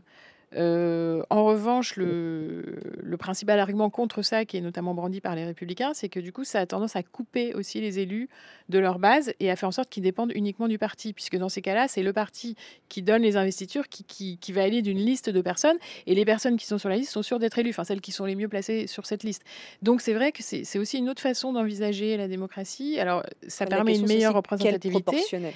Mais Oui, voilà, voilà, tout le diable est dans les détails. C'est quel proportionnel et comment faire en sorte que finalement, du coup, on se retrouve pas avec des apparatchiks de la politique qui sont uniquement ceux qui sont bien vus par les instances dirigeantes du parti. Ils vont être bien placés sur la liste, ils vont avoir des sièges, ils représenteront pas forcément voilà, le vote des gens. Donc tout est une question de voilà, ça va être compliqué aussi ça. Quel mode de scrutin on choisit? Donc d'ailleurs, François Bayrou a été assez prudent pour l'instant. Il a rouvert le débat, mais il n'a pas du tout dit lui ce qu'il souhaitait. Alors on sait ce qu'il souhaite, mais pour l'instant on n'en est qu'au début. Donc tout va dépendre de la question de la dose de proportionnelle qu'on met, comment on calcule Enfin c'est compliqué après le calcul des sièges, je vais pas rentrer là-dedans, mais en fonction de ce qu'on choisit, plus forte moyenne, plus fort reste, tout ça, ça peut avantager certaines configurations. Donc finalement c'est une autre culture aussi, je pense. Et voilà, c'est ce qu'on disait tout à l'heure. Si on va vers une autre culture, il faudra faire d'abord on vote et après il faut faire des alliances, il faut faire de la politique, quoi. Il faut trouver ce qui marche pas. Là, on commence à le faire un peu de force parce que voilà, on n'a pas le choix. Mais on voit que les partis politiques ont du mal et notre classe politique n'est pas du tout habituée à fonctionner comme ça. Et on voit bien, ça a coincé au début. Barnier a échoué là-dessus parce que chacun restait dans son couloir et ça peut pas marcher. Tout le monde avait ses lignes rouges et on disait ah bah non, nous on a nos lignes. Bah, au bout d'un moment, ça marche pas. Donc là, tout le monde commence à se dire non, là il faut vraiment négocier, il faut faire de la politique. On donne un peu quelque chose, on fait une concession, en échange on a autre chose. Mais bon, ça c'est beaucoup plus compliqué, c'est long et c'est pas dans notre culture. Il y a majoritairement une envie de proportionnel au sein du paysage politique, mais chacun a sa propre modalité et en plus, il faut faire accepter aux Français que ça doit être une priorité sur une réforme institutionnelle qui va être compliquée alors que les Français Fin vont d'urgence. regarder le pouvoir d'achat, le logement, la sécurité, leurs difficultés du quotidien. La proportionnelle, ça va pas changer paraît leur pas. vie demain là-dessus. Donc, trouver de la place dans un agenda parlementaire ultra chargé à cause des questions budgétaires pour poser ces questions-là, Alors, on n'est pas obligé de passer par une loi, il me semble. On peut ou le un faire. On peut très bien changer le mode de scrutin. Par une loi Assez, organique, oui. voilà. oui. Donc, Après, on peut Mais passer on par peut quand référendum. même, Enfin, je suis on mais on peut d'accord peut faire quand ça, même il y a se plein, dire mais par Je suis référendum, d'accord oui, que ça c'est une apparaît pas possibilité comme qui existe. une priorité non plus. Quand François Bayrou en a parlé tout de suite le premier jour de sa nomination, ça n'a pas été très bien perçu. Il a commencé à parler du cumul des mandats, de tout ça. Je pense qu'effectivement, les gens se sont dit, mais attendez, là, c'est ses priorités à lui, mais c'est pas pas nos priorités à nous. Alors qu'en réalité, le mode de scrutin joue finalement sur la structuration du paysage politique et sur les décisions Et le qui seront cumul prises des après. mandats. Et voilà, en fait, ça joue beaucoup, mais c'est vrai que ça paraît lointain. Je pense que, voilà, de prime abord, les gens se disent, bah non, enfin voilà, ça paraît très technique comme débat, très lointain. Alors qu'en réalité, ça a vraiment des conséquences très concrètes sur la façon dont les décisions seront prises dans le futur. Et donc, c'est un débat qu'il faut avoir. Mais effectivement, est-ce qu'on trouvera le temps de l'avoir avec toutes les urgences dont on a parlé, là, toutes les crises à résoudre? C'est pas sûr. Volcan nous dit, c'est bien beau de dire qu'il faut des compromis sans appuyer sur le fait que le principal opposant au compromis, c'est le centre. C'est vrai ça? C'est Emmanuel Macron surtout. Emmanuel Macron, mais par exemple, reprenons sur la réforme des retraites de 2023. On n'arrête pas de Dont on parler. va parler beaucoup demain, notamment. Voilà, on n'arrête pas de parler du 49.3, mais en vérité, c'est même pas ça qui a rendu les gens fous. C'est que pour avoir un 49.3 illimité, il est passé par un véhicule législatif budgétaire. Donc en gros, une fois par session parlementaire, normalement, vous avez droit à un 49.3. Là, c'est nos limites. Et par ce véhicule, vous pouvez rendre les débats limités au Parlement. Donc, il y a eu des débats. Est-ce que la gauche, par exemple, est-ce qu'on fait de l'obstruction? Est-ce qu'au contraire, on va au vote, etc. Sauf que c'est quand même une réforme structurelle hyper importante. La contraindre dans le temps, c'est compliqué. Ça demande quand même un peu de débat. Là, en l'occurrence, il y avait un refus du débat. Et puis, même avec les sénateurs, ce véhicule législatif permettait aussi le vote bloqué. Les sénateurs, c'est quand même la culture du compromis par excellence. Même eux n'ont pas pu aller au bout de leur débat. Et à la fin, ça s'est fini en 49.3, alors que tout ça avait été fait pour éviter le 49.3. Et c'est pour ça que qui dépose cette motion de censure? C'est un groupe de centre, aujourd'hui plutôt de centre-droit. À l'époque, il tirait un chouille plus vers la gauche, mais quand même, c'est plutôt centre-droit, c'est-à-dire Lyotte. Et ça a failli passer à 7 voix. Et les républicains qui sont pour, normalement, même pas 64, mais plutôt 65, si ce n'est 66 ans, il y avait aussi ça. Il y avait aussi le manque de débat parlementaire. Les Français ont demandé ça en 2022. Ils ont demandé du débat. Emmanuel Macron, je veux dire, quand il arrive sur son char en 2017 pour son investiture, quand il marche jusqu'à la pyramide du Louvre et quand il se fait appeler Jupiter, fallait bien comprendre que c'était quelqu'un qui n'était pas ouvert du tout au débat. Il a fait voter une loi de façon à pouvoir procéder par ordonnance au début de son mandat. Donc, C'est assez fréquent aussi c'est quand même, fréquent, au début. mais lui, Mais c'est sûr que c'est pas c'était dans son truc. programme. Mais là, C'était je fais ça il pour pouvoir faire ma commence, réforme il a de la loi mis, travail, oui, tout à etc. fait, ouais. Mais il a Et mis du temps, mais là, il commence à se rendre compte qu'il peut plus faire ça. Et donc là, ça y est, on est dans le début du. Sa On voit bien que là, sa c'est ce première qui- blessure narcissique, c'est 2022, c'est quand Et- il perd les législatives. Il a une Voilà. majorité Et il a relative. mis 5 ans quand même à réaliser. Et là, il se rend compte maintenant Deux. qu'il n'a plus de majorité. Là, avec le gouvernement de Barnier, il a encore tenu bon. Il voulait rien lâcher. Et puis, ça y est, là, il se dit, il voit bien que c'est pas possible. Et il commence à se dire que là, il faut qu'il accepte un peu. Il a laissé un peu les débats se faire. Il a laissé Bayrou dire qu'ils étaient prêts à discuter, y compris des mesures d'âge sur la retraite, ce qui était un tabou absolu jusqu'à présent. Et même le refus, juste une chose, désolée, le refus de nommer quelqu'un de gauche, alors que c'est une coalition de gauche qui est arrivée en tête, en disant ils seront censurés, donc en prenant en fait les responsabilités du Parlement, c'est un déni de démocratie. Chers amis, il est 18h01, passé de 37 secondes, et on est un petit peu en retard. Je vois que mon deuxième plateau est arrivé. Il y a Estelle Cognac aussi qui est là. Tiens, salut Estelle, qui va pas parler, elle aime pas. Et c'est l'heure déjà du mot de la fin, ou du mot de la suite. Le mot de la fin ou le mot de la suite, Lou Fritel? C'est-à-dire. C'est une manière de conclure. C'est une patate chaude que je refile aux invités. Ah, mais à la c'est fin. terrible C'est votre truc. dégueulasse. Oui, c'est dégueulasse. Le mot de la suite, je pense qu'on va pas s'ennuyer cette année, encore une fois. C'est un super mot de la suite. Le mot de la suite, Elsa Orange. Voilà, le mot de la suite, on a du grain à moudre, du pain sur la planche pour les prochaines semaines, les prochains mois, et encore beaucoup de débats à venir décrypter. Romain Gaspard, le mot de la fin, le mot de la suite. Et on va espérer que ce soit pas plusieurs fois la même chose parce que, par exemple, sur le budget, on est quand même à une répétition des mêmes débats, des mêmes questions et on aimerait bien passer à d'autres espère bien. chapitres aussi pendant ces prochains mois. Ça aussi, c'était un très beau mot de la fin. 18h02, passé 32 secondes. Je vous fiche dehors. Je vous remets entre les mains de Camille qui devrait vous permettre de retrouver l'air frais du 116 avenue du président Kennedy. Merci à tous les trois. Merci d'avoir répondu à mes questions. J'en ai posé assez peu finalement. Merci d'avoir répondu à celle du chat. Et bon retour chez vous. Nous filons à Roissy, Charles de Gaulle, certainement, pour sauter dans un avion qui devrait nous déposer quelque part en Israël. Puisqu'hier soir, l'État hébreu et le Hamas ont accepté un accord pour un cessez-le-feu à Gaza et la libération d'otages après 15 mois d'une guerre qui a fait des dizaines de milliers de morts et plongé dans le chaos Netanyahou le territoire palestinien. Un accord négocié âprement par les médiateurs internationaux, le Qatar, les États-Unis et l'Égypte. Et un accord conclu à quelques jours du retour de Donald Trump à la Maison-Blanche. Bonsoir Antoine Wasbous. Bonsoir monsieur. Vous êtes politologue associé chez Forward Global et vous êtes directeur de l'Observatoire des pays arabes. Tout à fait. Et à mes côtés, Guillaume Ancel. Bonsoir. Salut Guillaume, ton micro. Guillaume Ancel, ancien Bonsoir. Salut. Et j'ai un micro. Voilà, ancien officier, écrivain, auteur du blog Ne pas subir. Tu as commis notamment chez Marion Saint-Cyr à l'école de la Grande Muette. Devrait arriver Caroline Seguin, qui est peut-être là, ou peut-être pas là, bon, qui va nous rejoindre en tout cas. Caroline Seguin, qui est coordinatrice d'urgence pour Médecins sans frontières et qui devrait arriver, je pense, d'une minute à l'autre. C'est un accord qui est loin de faire consensus, notamment au sein du gouvernement de Benjamin Netanyahou, avec les ministres les plus extrémistes de la coalition gouvernementale israélienne qui espèrent encore le faire capoter. Et parmi eux, le ministre de la Sécurité nationale. Bienvenue, messieurs, pardon pour l'accueil un peu abrupt. השר בצלאל סמוטריץ' לחבור אליי וביחד לשתף פעולה נגד העסקה המתרקמת. לעוצמה יהודית אין את הכוח למנוע את העסקה לבד, אבל ביחד אנחנו יכולים ללכת לראש הממשלה ולהודיע לו שאם הוא מעביר את העסקה אנחנו פורשים מהממשלה. Donc Itamar Ben-Gvir qui menace de quitter le gouvernement si le cessez-le-feu est approuvé. C'était mardi, hein, ça date un peu. Cet accord peut encore capoter, Antoine Wasbous? Je ne crois pas. Je pense que les ultimatums de Donald Trump sont pris au sérieux par tout le monde et donc aucune partie ne va résister à ces ultimatums. Guillaume, pardon. Moi, je rejoins Antoine. L'information importante, c'était hier, quand en fait c'est Donald Trump qui a annoncé le premier cet accord de cessez-le-feu, alors que l'accord n'a pas été formellement signé par le gouvernement israélien. Mais à partir du moment où c'est lui qui l'annonce, on n'imagine pas 2 secondes Benjamin Netanyahou, le Premier ministre israélien actuel, pouvoir dire à Donald Trump « Non, non, mais moi, je n'obéis pas ». Ça, c'était l'époque Joe Biden. Je rappelle que la négociation sur cet accord, elle a commencé en décembre 2023. D'accord ? Donc, elle a 13 mois, presque 14.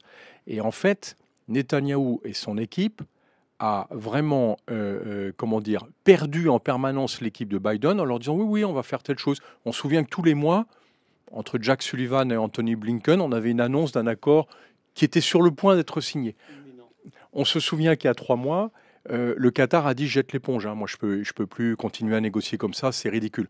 En fait, très clairement, Netanyahou n'avait pas l'intention de trouver un accord. Et en septembre, ça a provoqué une crise grave, puisque son ministre de la Défense, Yoav Gallant, voulait cet accord en estimant qu'il n'y avait plus de cibles militaires à Gaza et que surtout il fallait qu'on rende les otages. Et pourtant, Netanyahou fait capoter l'accord, il lance sa guerre contre le Hezbollah au Liban, et évidemment il perd l'occasion de libérer les otages et on est reparti pour des mois de bombardement. Donc on voit bien que là, ce qui change en réalité, c'est l'arrivée de Donald Trump qui a tout organisé pour qu'au moment de son investiture lundi prochain, le 20 janvier, eh bien, on puisse voir les premiers effets de cet accord. Je n'imagine pas Netanyahou se suicider politiquement en humiliant Donald Trump et en faisant en sorte que cet accord capote. Oui, à vrai dire, l'émissaire de Trump est arrivé en Israël. Il voulait voir Netanyahou le samedi, Shabbat, et le cabinet a dit non, Shabbat, le Premier ministre ne bouge pas, ne reçoit personne. Et là, il a imposé un rendez-vous à la méthode de Trump en se faisant valoir de cette méthode et en imposant ce rendez-vous. Donc, on ne peut pas plaisanter qu'on soit ami ou adversaire de Trump. On redoute, les uns et les autres redoutent de jouer avec lui et de le laisser traîner. Donc, quelque part, les Palestiniens ont peur et les Israéliens également. Qu'est-ce qu'il y a dans cet accord? D'abord, peut-être pour toi, Guillaume, c'est quoi un cessez-le-feu? On parle de trêve, de cessez-le-feu. Qu'est-ce qui a été signé, négocié là? Alors, la question est importante, surtout pas dans la ce fin de la contexte. guerre, il faut bien expliquer à ceux qui nous rejoignent. La guerre n'est pas finie. Un accord de cessez-le-feu, c'est pas la paix pour autant. C'est le début de la fin de la guerre. Donc là, un accord de cessez-le-feu, comme son nom l'indique, ça veut dire qu'on cesse de se tirer dessus. Ce qui est jamais totalement vrai, parce qu'on ne connaît pas de cessez-le-feu dans lequel il n'y ait pas eu de violation. C'est le cas actuellement au Liban. Au sud du Liban, il y a un accord de cessez-le-feu. Pourtant, il y a des tirs ou des frappes qui sont quasiment quotidiennes. Mais en intensité, on peut dire qu'on n'est plus dans une opération globale. Les protagonistes ont cessé d'engager systématiquement leur ennemi, qui évidemment est l'inverse de celui de l'autre protagoniste. Donc un cessez-le-feu, c'est extrêmement important parce qu'on ne peut pas discuter de paix tant que la guerre n'a pas cessé. Donc ça veut juste dire que on arrête les combats, on essaye, et là c'est le cas dans le cadre de cet accord, on doit avoir un échange d'otages contre des prisonniers. On a probablement aussi des sujets qui sont assez compliqués de mise en œuvre autour du retrait d'une partie de l'armée israélienne, mais justement selon quelle modalité et selon quel calendrier, c'est toujours assez compliqué. N'empêche qu'un cessez-le-feu, c'est un immense soulagement parce qu'on stoppe les combats, mais ce qu'il faut bien avoir en tête, c'est qu'un cessez-le-feu ou la fin des combats ne veut pas dire que ce soit la paix pour autant. Pour ceux qui nous regardent, vous avez constaté que quelqu'un d'autre nous a rejoint. Bonsoir Caroline Seguin. Bonsoir. Vous êtes coordinatrice d'urgence pour Médecins sans frontières.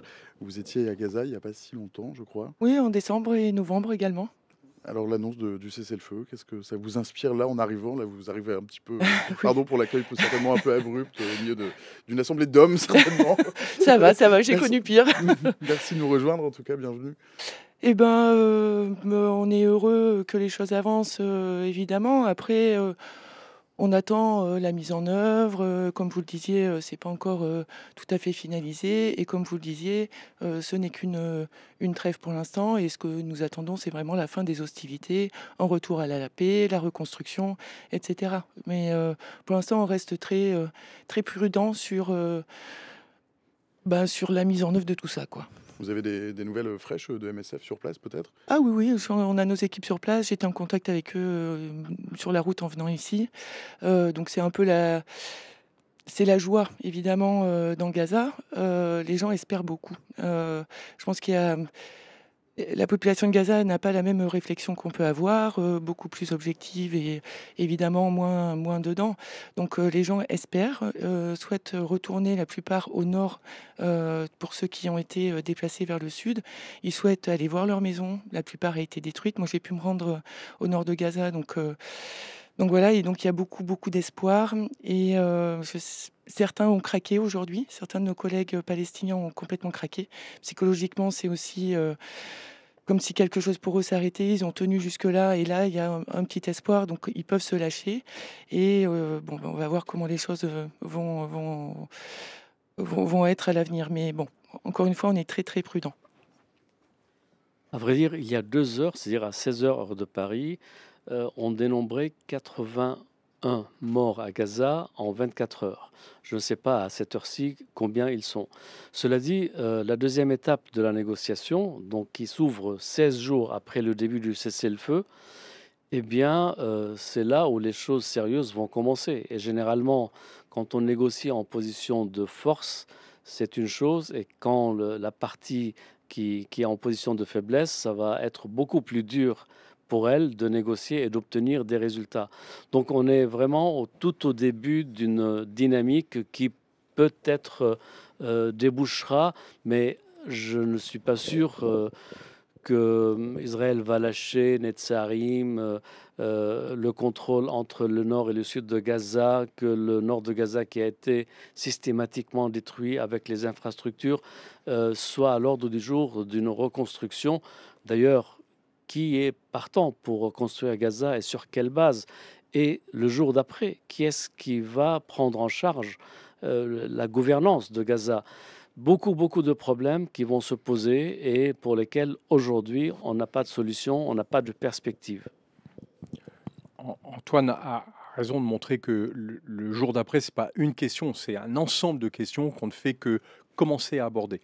Par contre, il faut aussi ne pas cacher son plaisir de cet immense soulagement. Je rappelle quand même que c'est 15 mois de guerre qui ont fait l'objet de plus de 100 000 bombardements sur la bande de Gaza. Moi, je suis un ancien officier, un bombardement se fait pour tuer au moins une personne. Hein.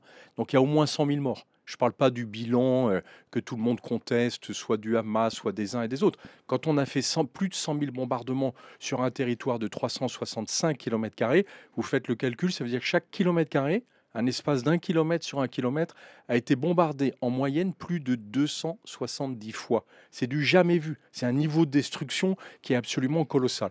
On se souvient que cette guerre, elle a été déclenchée par une attaque terroriste lancée par le Hamas, qui a fait 1400 morts et disparus.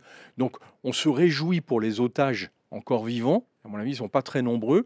On sait que les 33 premiers devraient être rendus dans cette première phase. On attend de voir dans quel état ils sont. On n'ose pas imaginer ce qu'ils ont vécu pendant ces 15 mois où ils ont été tellement maltraités par leurs geôliers. Et en plus, ils ont été bombardés pratiquement au quotidien du fait de la politique de Netanyahou. Donc l'enfer pour eux. Et puis, on se réjouit pour la région parce qu'en fait, cette guerre a initié un conflit qui a tout de suite dépassé les frontières de la bande de Gaza et dans lequel aujourd'hui on avait, enfin jusqu'à hier en tout cas, le Liban, la Syrie, l'Iran bien sûr, le Yémen, l'Irak, tout était impliqué dans cette guerre alors que la clé de ce conflit est la guerre contre Gaza. Donc le fait qu'on trouve un cessez-le-feu, ça nous ouvre une vraie espérance de stopper ce conflit qui a quand même été incroyablement destructeur pour l'ensemble de la région.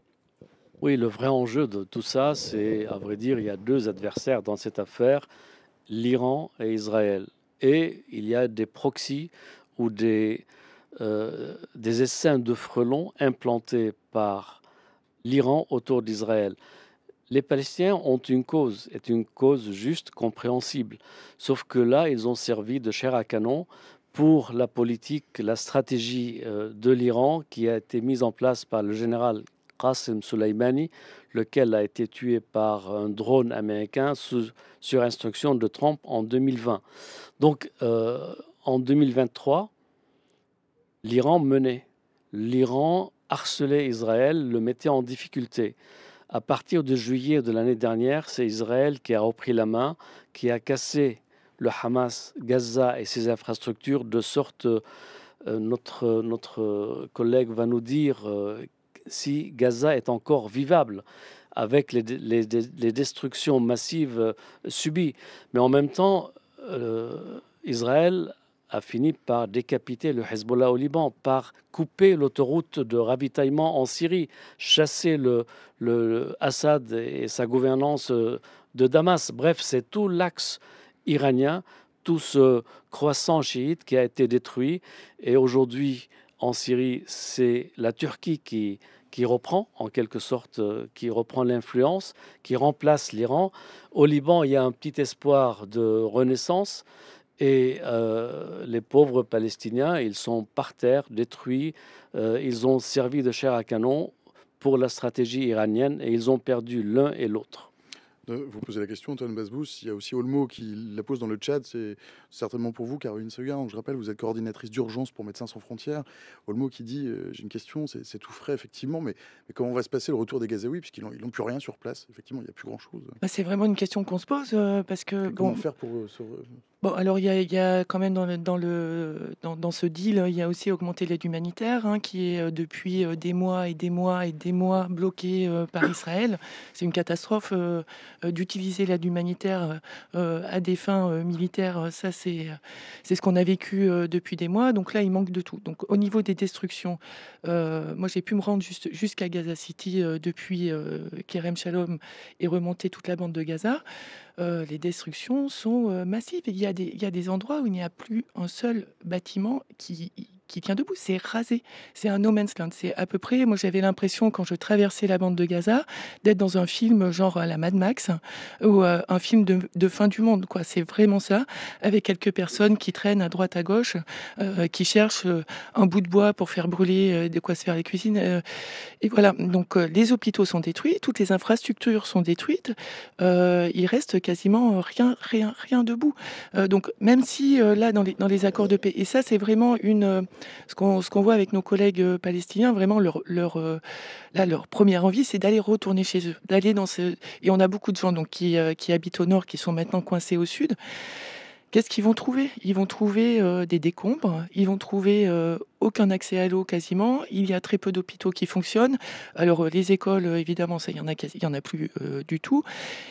On ne sait même pas si la nourriture va pouvoir rentrer, de quelle manière elle va rentrer. Aujourd'hui, on nous promet 600 camions par jour. Bon, comment tout ça va être mis en œuvre, on ne sait pas.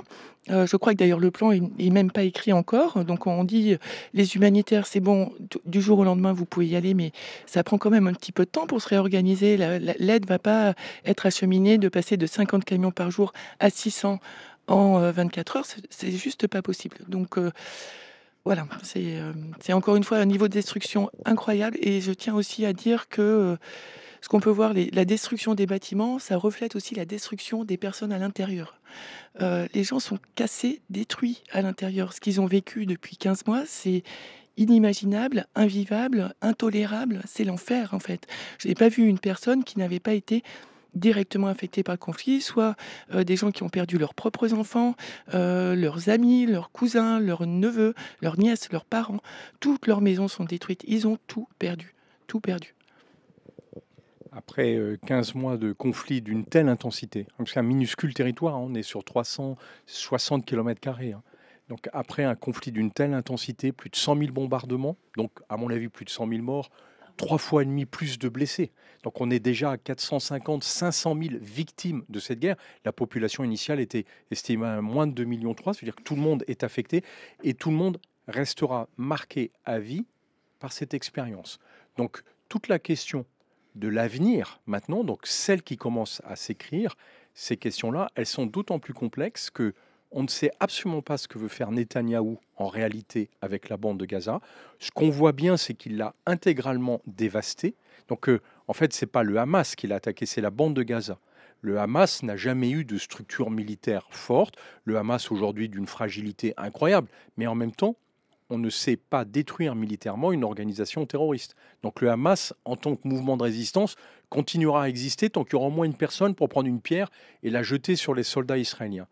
L'armée israélienne est opposée au fait de rester sur la bande de Gaza. C'est la raison pour laquelle, d'ailleurs, Yoav Gallant a été limogé au mois de septembre, parce que lui voulait que l'armée israélienne se retire en disant « si on reste, on ne peut prendre que des coups sur la bande de Gaza ».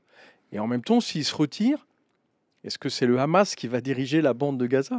Ça n'aurait aucun sens. Donc, il y a derrière la question de la reconstruction, mais qui ne peut se faire que si on règle une question de gouvernance temporaire, parce que ce qu'on décrit là de l'aide humanitaire ne peut avoir qu'un temps. Les gens ne peuvent pas vivre dans un espèce de chantier de ruines. Où est-ce que les enfants vont aller à l'école? Où est-ce qu'ils vont soigner leurs blessés? Où est-ce qu'ils vont enterrer? Il n'y a plus. Les cimetières ont été détruits. Enfin, c'est incroyable ce niveau de destruction. Et donc, on peut légitimement se poser la question de est-ce qu'il y a un avenir pour la bande de Gaza, pour les Palestiniens? Ou est-ce que le plan de Netanyahou, c'est ce qu'il avait écrit dans son livre Bibi A Story, c'est qu'en fait, il faut qu'il parte pour laisser la place à un grand Israël. Et ça, cette question-là, j'ai peur que Trump ne nous aide pas à l'éclaircir. Et tant qu'il n'y aura pas d'État palestinien, ce sera très compliqué d'arriver à trouver un accord équilibré entre l'État d'Israël et puis un fantôme qui est celui du peuple palestinien. C'est votre avis, Antoine? Écoutez, moi, ma lecture de ce qui s'est passé depuis 2023, c'est que les Palestiniens ont attaqué très fort Israël et que Israël a décidé d'anéantir ses ennemis. Donc, le Hamas, mais pour toucher le Hamas, ils ont ratissé très large pour donner une leçon aux Palestiniens et à d'autres peuples de la région qui pourraient un jour avoir en tête l'idée d'attaquer Israël. Ils ont frappé très fort. Idem pour le Hezbollah, idem pour l'allié syrien de l'Iran. Et je me demande si l'Iran ne recevra pas sa part de la réplique israélienne un jour ou l'autre. Bref, c'était une leçon pour dissuader à l'avenir toute attaque structurelle contre l'État d'Israël. Je pense que c'est ça la philosophie qui a régné. Évidemment, il y a des ministres au gouvernement qui ne sont pas ex-ministres, qui disaient il faut lâcher une bombe nucléaire sur Gaza. Or, si c'était le cas, le souffle toucherait Israël, les radiations également. D'autres disaient l'Europe reçoit tous les ans 2 millions d'émigrés. Il faudrait que l'Europe se charge de prendre en charge les Palestiniens de Gaza. Bref, il y a eu un déchaînement en quelque sorte de haine de côté et d'autre. Et le sort de Gaza et des Gazaouis est incertain pour moi. Je ne sais pas quelles sont les conditions de survie à Gaza après le cessez-le-feu. Aujourd'hui, les gens tiennent parce qu'ils courent d'un abri à l'autre, mais demain, quand ça s'apaise, quand la blessure sera refroidie, que vont-ils faire? Ils vont chercher un avenir et non pas seulement fuir les bombes. Et cet avenir, je ne suis pas sûr de pouvoir le voir à Gaza. Peut-être, madame, vous pouvez nous en dire plus là-dessus. Bah, l'avenir est, moi, enfin, on est tous vraiment à gérer tout ça au jour le jour, en fait. Je vois pas d'avenir. En plus, il y a tellement d'éléments politiques extérieurs qui vont jouer dans tout ça. Moi, ce que je vois, c'est que la population est à bout. On peut pas dire que la population vit, c'est la population essaie de survivre. C'est vraiment ça. Ils ont été enfermés. C'est ça qui est particulier dans le conflit de Gaza, c'est que dans les autres conflits, la population qui subissent des violences peuvent fuir. En général, c'est ce qu'on voit. En Syrie, par exemple, la population a fui massivement au début du conflit et pendant tout le conflit. À Gaza, ils sont enfermés dans cette bulle. C'est une guerre en vase clos où aucun journaliste n'a pu aller pour aussi décrire ce qui se passe réellement à l'intérieur. Et du coup, pour revenir à la question de l'avenir, moi, je suis pas prête à en parler en fait aujourd'hui. Moi, je suis encore et mes équipes aussi et les collègues, on est tous là à gérer un petit peu au jour le jour ce qui va se passer. Il faut noter aussi que cette guerre a aussi détruit on va dire, les liens sociétaux de la population de Gaza. Il y avait des chefs de clan, des chefs familiaux, toute une société qui fonctionnait avec son organisation.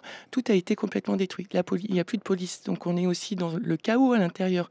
On a tous les jours des tensions entre certaines familles, des lootings. Donc les convois d'aide humanitaire maintenant sont quasiment systématiquement pillés quand ils rentrent de Gaza parce qu'il y a des gangs qui ont été créés et qui ont la main mise sur l'aide qui rentre pour les revendre encore plus cher au marché noir. Tout ça, ça crée des tensions dans la société. Donc du coup, on ne sait pas trop où est-ce qu'on va. Encore une fois, vous parliez de la suite à donner et qui va gérer Gaza, comment tout ça va se reconstruire. Aujourd'hui, c'est très flou et je pense que le plan n'est même pas écrit. Ou alors il est peut-être écrit dans certaines têtes d'extrémistes. Voilà, est-ce que c'est ce qui va se passer? Je ne sais pas. Ensuite, la question aussi, je pense qui reste importante, c'est quel va être l'impact sur la Cisjordanie.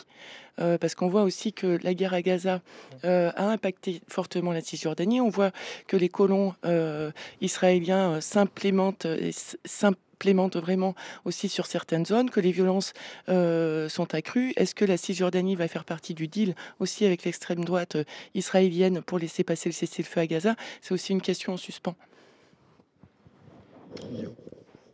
Écoutez, la Cisjordanie fait partie du plan des extrémistes. Ils ne reconnaissent pas des Palestiniens en Cisjordanie. Ils disent c'est la Judée-Samarie. Il faut que les Palestiniens, il faut qu'ils retrouvent la Jordanie pour en faire leur État. Et donc, du coup, les colons sont très violents. Il y a plusieurs centaines de morts, mais c'est tenu un peu sous silence parce que comparé à la violence à Gaza, ce qui se passe en Cisjordanie, c'est peanuts en quelque sorte. Mais bon, les plans sont là. L'autorité palestinienne ne maîtrise pas ce territoire. Elle n'a aucune autorité. Et en plus, elle est privée de ses moyens. Sur le fruit des droits de douane qu'Israël prélève sur les marchandises ne les verse pas à l'autorité palestinienne. Donc, tout est fait pour que le chaos règne en Cisjordanie et que pour les colons, soutenus par Ben Gvir, le ministre de la Police, et par l'armée qui dépend particulièrement en Cisjordanie de Smotrich, que ça permette à chasser les Palestiniens de la Cisjordanie. C'est le chaos, je pense que c'est le terme qui résume le mieux la situation. Et c'est assez consternant de se dire que pendant 15 mois, le président américain Joe Biden a critiqué en permanence cette politique de chaos, cette absence de stratégie militaire de Benjamin Netanyahou, mais lui a fourni tous les jours les munitions nécessaires pour continuer sa guerre. Et que là, on a Donald Trump qui arrive, qui a été élu, je le rappelle, que début novembre, et qui, quelque part, en quelques semaines, a obtenu de stopper cette guerre, alors attention, parce qu'encore une fois, il stoppe la guerre, mais il ne dit rien de la manière dont va être réglé ce chaos. Et pour moi, ce qu'Antoine montre, c'est que c'est pas parce qu'on stoppe la guerre qu'on règle ce sujet de la vie en commun au Proche-Orient, dont on voit qu'elle est extrêmement difficile, et surtout que cette guerre de 15 mois a radicalisé. On a une génération de jeunes Palestiniens qui a subi la guerre à Gaza, qui ne risque pas de l'oublier, et dont on peut craindre qu'ils passent leur vie à essayer de se venger, et la vengeance, elle s'exerce toujours sur les enfants des autres, qui ne sont totalement innocents de la question, mais qui vont subir, qui vont souffrir de cette situation. Donc ce qu'on a quand même instauré à cause de la guerre à Gaza, c'est une situation de chaos et de violence sans limite. Je rappelle que ce qui a été très marquant dans cette guerre, c'est que Benyamin Netanyahou, qui est quand même le chef du gouvernement d'une société qui se veut démocratique, n'a respecté aucune règle de la guerre, aucune règle du droit humanitaire international. C'est la première fois qu'un gouvernement qui se veut démocratique utilise par exemple la menace humanitaire et étrangle l'aide humanitaire pour empêcher une population de vivre. C'est la première fois qu'on mène des bombardements disproportionnés dans une telle mesure. Enfin, 100 000 bombardements en 15 mois, c'est inouï. Moi, je suis un ancien officier d'artillerie. On ne sait pas faire 100 000 bombardements. Il faut un flux de munitions continu et il n'y a pas assez de cibles sur 360 km pour le faire. Donc ça veut dire qu'il a vraiment fait vivre un enfer à Gaza. Les otages ont sans doute vécu l'enfer à Gaza, mais la question c'est, une fois que cet enfer est terminé, qu'est-ce qu'on fait? Caroline Seguin. Oui, et puis c'est une guerre particulière par le fait que on est vraiment aussi là, c'est le futur. On est une guerre du futur en fait. C'est-à-dire qu'il y a l'utilisation de l'intelligence artificielle, chose moi que je ne connaissais pas. J'ai couvert beaucoup de conflits sur ces 20 dernières années. Ça, j'avais jamais vu ce niveau de technologie dans la guerre aussi. Des drones en permanence. Je n'ai pas passé une journée sans avoir des drones sur la tête. Je n'ai pas passé une journée sans entendre les bombes à côté de moi. Il y a l'utilisation de robots, de quadcoptères, de tout ça. C'est vraiment je sais, c'est en permanence, tu sais que tu es dans la guerre. Il n'y a pas un seul moment de répit, il n'y a pas un moment de répit. Et c'est comme ça depuis 15 mois. C'est invivable. Et, la guerre progresse ou régresse, je n'en sais rien, mais toujours est-il que pendant la guerre, les belligérants s'entretuent, quelle que soit la façon. Évidemment que là, Israël a utilisé l'intelligence artificielle.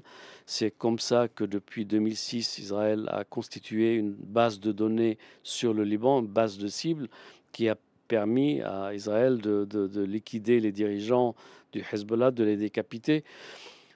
Cherchons les voies de la paix. Et les voies de la paix commencent par la création d'une entité palestinienne, mais cette entité n'aura jamais lieu si les Américains ne s'impliquent pas, si les Américains ne sont pas capables de dire voilà les frontières, nous les garantissons et nous déploierons des soldats de l'OTAN, de l'Union européenne, bref, un élément rassurant extérieur à la région pour garantir les frontières entre l'entité palestinienne et l'État d'Israël.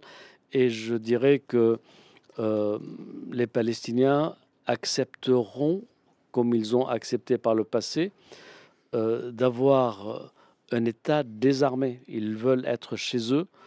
Plusieurs dirigeants palestiniens, dont Mahmoud Abbas, le patron de l'autorité palestinienne, a dit « Même mes policiers, je n'ai pas besoin qu'ils portent des pistolets. » Bref, les Palestiniens sont décidés à chercher la paix, à accepter des conditions en quelque sorte dégradantes pour leur future entité, et ça ouvrira la voie à une réconciliation entre Arabes et Palestiniens.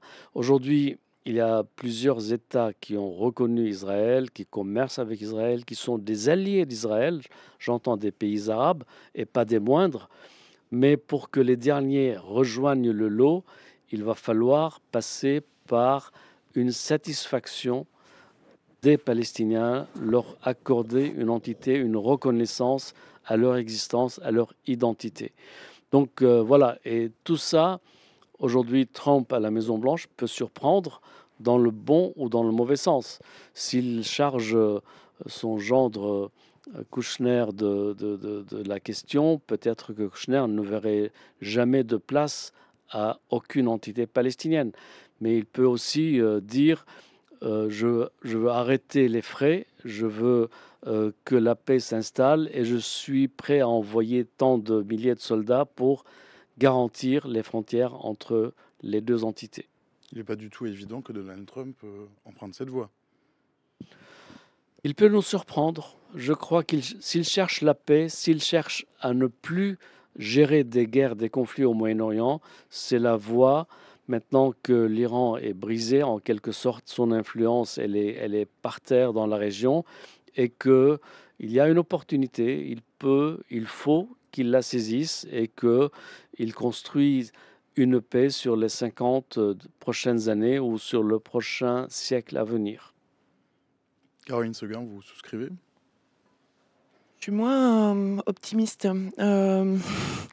Bon, après, peut-être parce que je viens de vivre ces 15 mois de conflit, voilà, mais ce qu'on craint quand même, c'est que là, les Israéliens se sont installés dans la bande de Gaza, notamment dans ce Netzarim corridor, hein, qui ne fait que s'élargir jour après jour.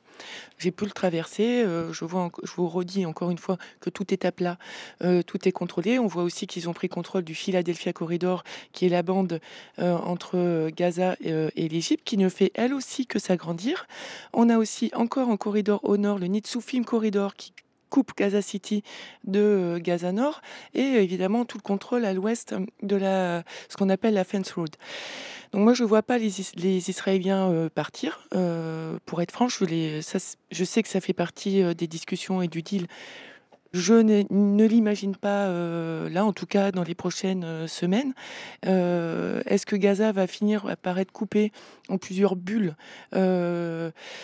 indépendantes les unes des autres, avec un passage forcé sur une armée israélienne ou étrangère pour qu'ils puissent se déplacer et voir leur famille d'un côté ou de l'autre? C'est un peu la question qu'on se pose, et comment va être aussi conditionnée l'aide humanitaire pour accéder à ces zones-là. C'est un peu, j'ai l'impression que là, en tout cas, ce qu'on voit depuis le début, c'est des enclaves dans les enclaves qui sont en train de se former, et l'accès, et plus on est une enclave dans l'enclave, l'accès devient juste impossible. Oui, quand je parlais d'entité palestinienne, c'est pas Gaza. Gaza, c'est 370 km², c'est rien du tout. Je pense à la Cisjordanie qui peut représenter l'incarnation de cette entité. Mais évidemment, Gaza est en train de payer le prix de l'attaque du 7 octobre. Et ça, Israël n'a pas pardonné, n'est pas prêt à pardonner. Israël veut faire payer le prix de cette audace palestinienne, celle du Hamas, et anéantir Gaza, anéantir le Hamas et tout ce qui tourne autour. C'est à quoi nous avons assisté pendant ces 15 derniers mois. Je vais faire un lien 2000 km plus loin avec la guerre en Ukraine. Parce que j'ai toujours été étonné de l'attitude de Vladimir Poutine vis-à-vis de ce conflit, où il distribue de temps en temps des petites phrases, ou par son ministre des Affaires étrangères, mais on avait l'impression que surtout il n'y était pour rien. Ce serait d'autant plus étonnant qu'on se rappelle que le déclencheur de cette guerre à Gaza, c'est l'attaque terroriste du 7 octobre. Le 7 octobre, c'est le moment où la contre-offensive ukrainienne bat son plein. Et on pense que les Ukrainiens ont une chance de percer les lignes militaires russes. Et s'ils les percent, ils peuvent déstabiliser toute l'attaque russe en Ukraine. Alors je trouve assez effarant de voir que cette attaque monstrueuse, et qui en plus a déclenché un cataclysme pour l'ensemble de la région du Proche-Orient, soit arrivée juste à ce moment-là, alors qu'un an avant, son ministre des Affaires étrangères, Lavrov, a rencontré les chefs du Hamas. On se doute bien que ce n'était pas pour leur acheter des obus d'artillerie. Il a fallu un an pour préparer cette attaque. On en est à peu près sûr en termes militaires, en termes de technique, la capacité que n'avait pas le Hamas à l'époque à percer les systèmes de détection et d'alerte israéliens. C'est très troublant, je trouve, de voir le rôle, en tout cas l'avantage qu'a conféré ce conflit à Poutine pour obliger les Américains à se dévier complètement sur le Proche-Orient. Vous savez, toutes les munitions qu'ils ont envoyées à Israël, ce sont des munitions qui, globalement, n'ont pas été envoyées en Ukraine. Et ça a vraiment marqué un tournant dans la guerre en Ukraine. Et on voit bien que ces 15 mois de guerre ont profondément marqué bien sûr les Palestiniens, bien sûr toute la région, mais les Américains aussi. Et ils ont beaucoup troublé le groupe qu'on appelle le groupe de Rammstein, de la cinquantaine de pays qui soutenaient l'Ukraine, qui se sont déchirés autour d'eux. Est-ce qu'on a le droit de ne pas sanctionner Netanyahou, qui se comporte comme Poutine dans sa guerre, c'est-à-dire qui bombarde tout, qui ne respecte aucune règle? Est-ce qu'il n'y a pas deux poids, deux mesures? Et il y a des pays qui ont fini par se retirer de ce groupe de Rammstein.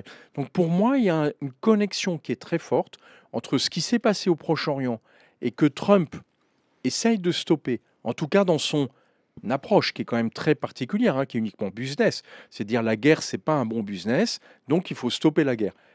Est-ce que par ailleurs, il y aurait une volonté de construire la paix? C'est ce à quoi on va assister, mais on sait que la paix, c'est beaucoup plus complexe que de ne pas faire la guerre. Et puis, il y a ce sujet du conflit en Ukraine, sur lequel les équipes de Trump ont commencé à négocier, au même moment que pour la guerre au Proche-Orient, c'est-à-dire depuis son élection en novembre, en totale connivence, et c'est normal, avec l'équipe de Joe Biden, pour essayer de stopper le conflit.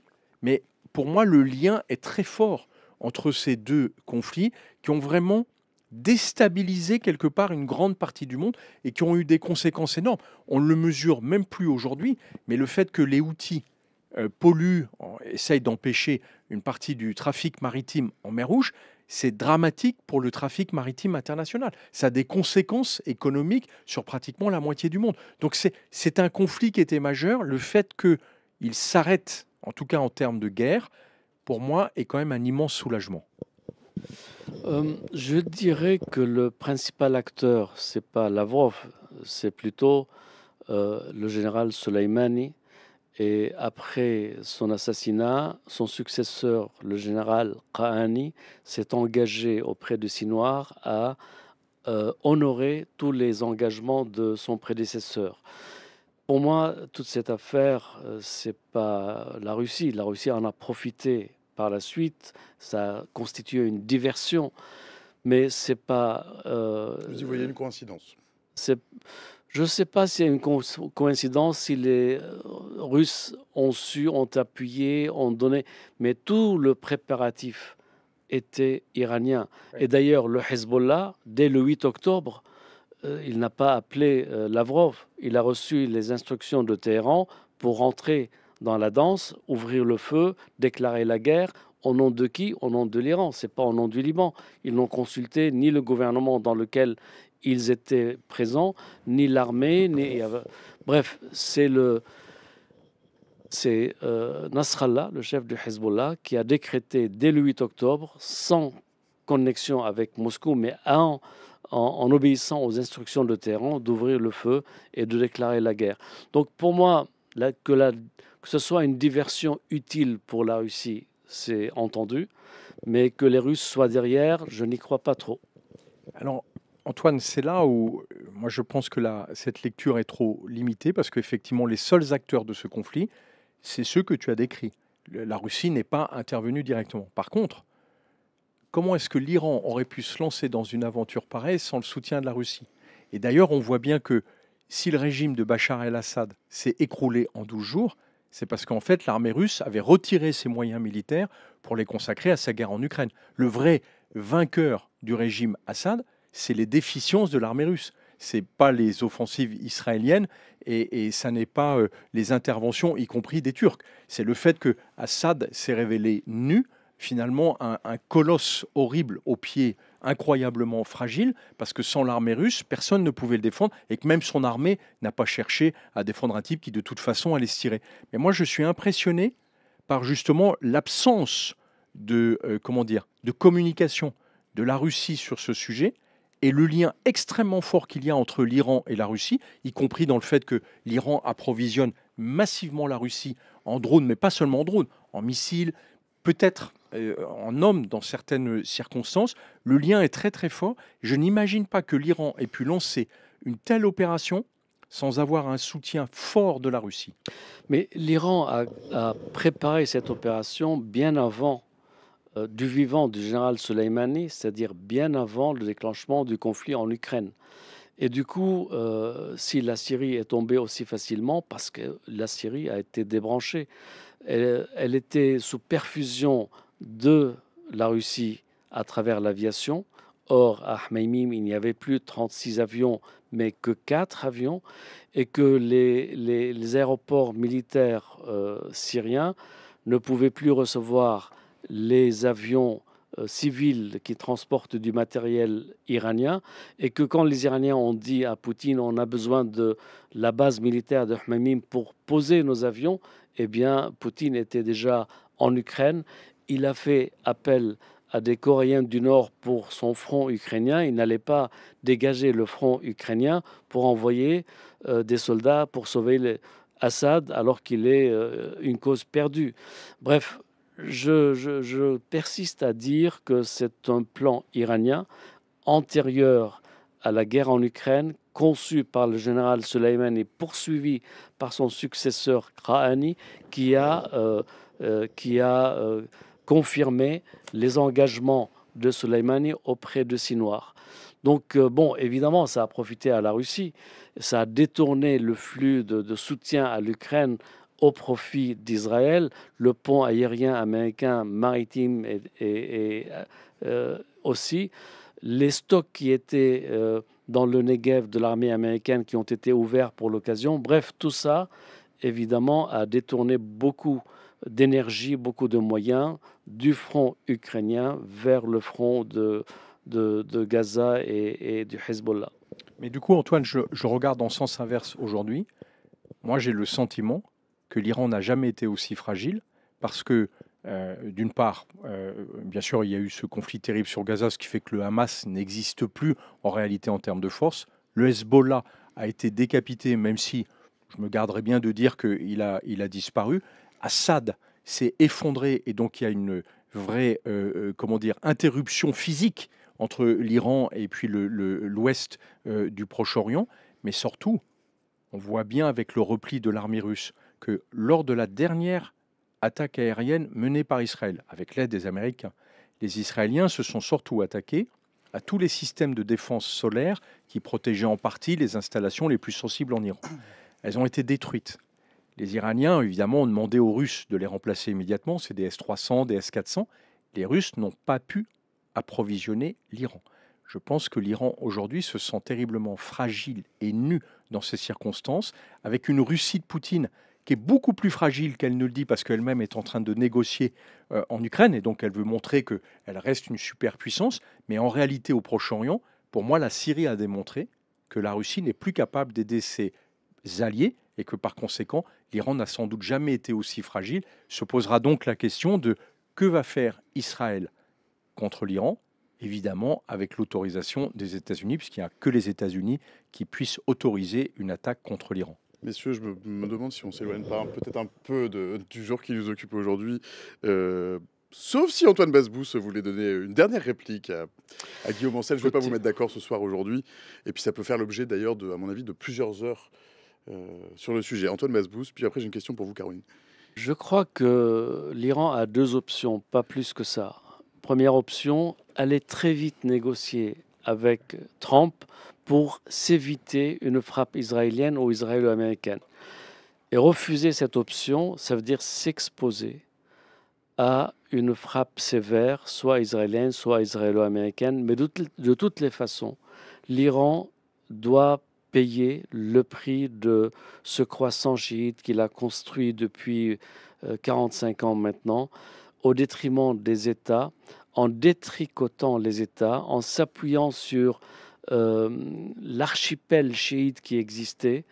Et puis, ils ont joué, ils ont perdu, et maintenant le feu n'est plus aux abords de l'Iran, il est arrivé au cœur de l'Iran, et à mon avis, ils vont devoir payer le prix.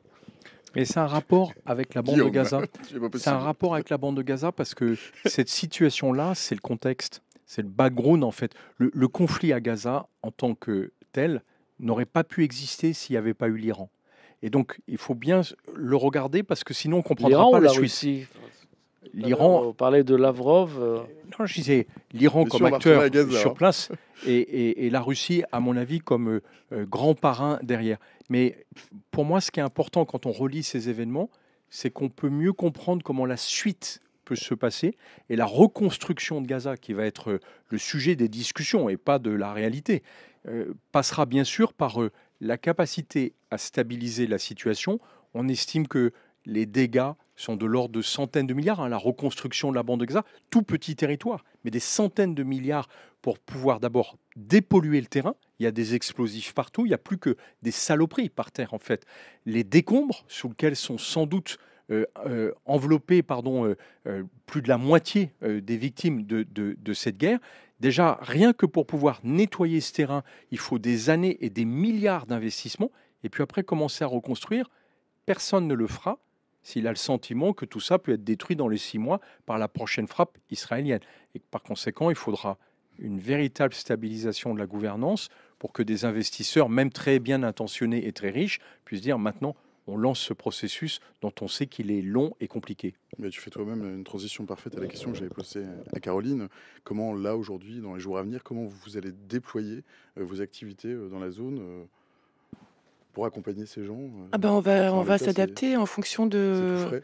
Voilà, est-ce que les gens vont pouvoir bouger, pas bouger? Déjà, là, on est quand même bien déployé, malgré toutes les difficultés qu'on a depuis le début du conflit à pouvoir travailler. On a 2 hôpitaux de campagne, on travaille dans 2 hôpitaux du ministère de la Santé, on travaille à Gaza City aussi. On distribue 800 000 litres d'eau par jour, donc on est déjà, on va dire, bien déployé. Ensuite, tout va dépendre, de la sécurité vraiment sur le terrain. Donc, parce qu'aujourd'hui, on se limite à envoyer des renforts de personnel international dans Gaza parce qu'on prend des risques et c'est très dangereux.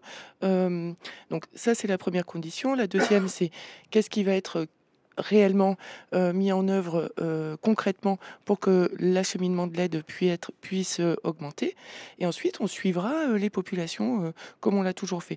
Donc, depuis le début du conflit, on a ouvert et fermé plus d'une quinzaine de projets. C'est-à-dire qu'au début, on était dans le nord de Gaza, ça a été détruit, la population est redescendue, on a suivi la population. Nos hôpitaux ont été bombardés, on est parti et on a suivi les gens. On est allé jusqu'à Rafah. On a ouvert un hôpital à Rafah.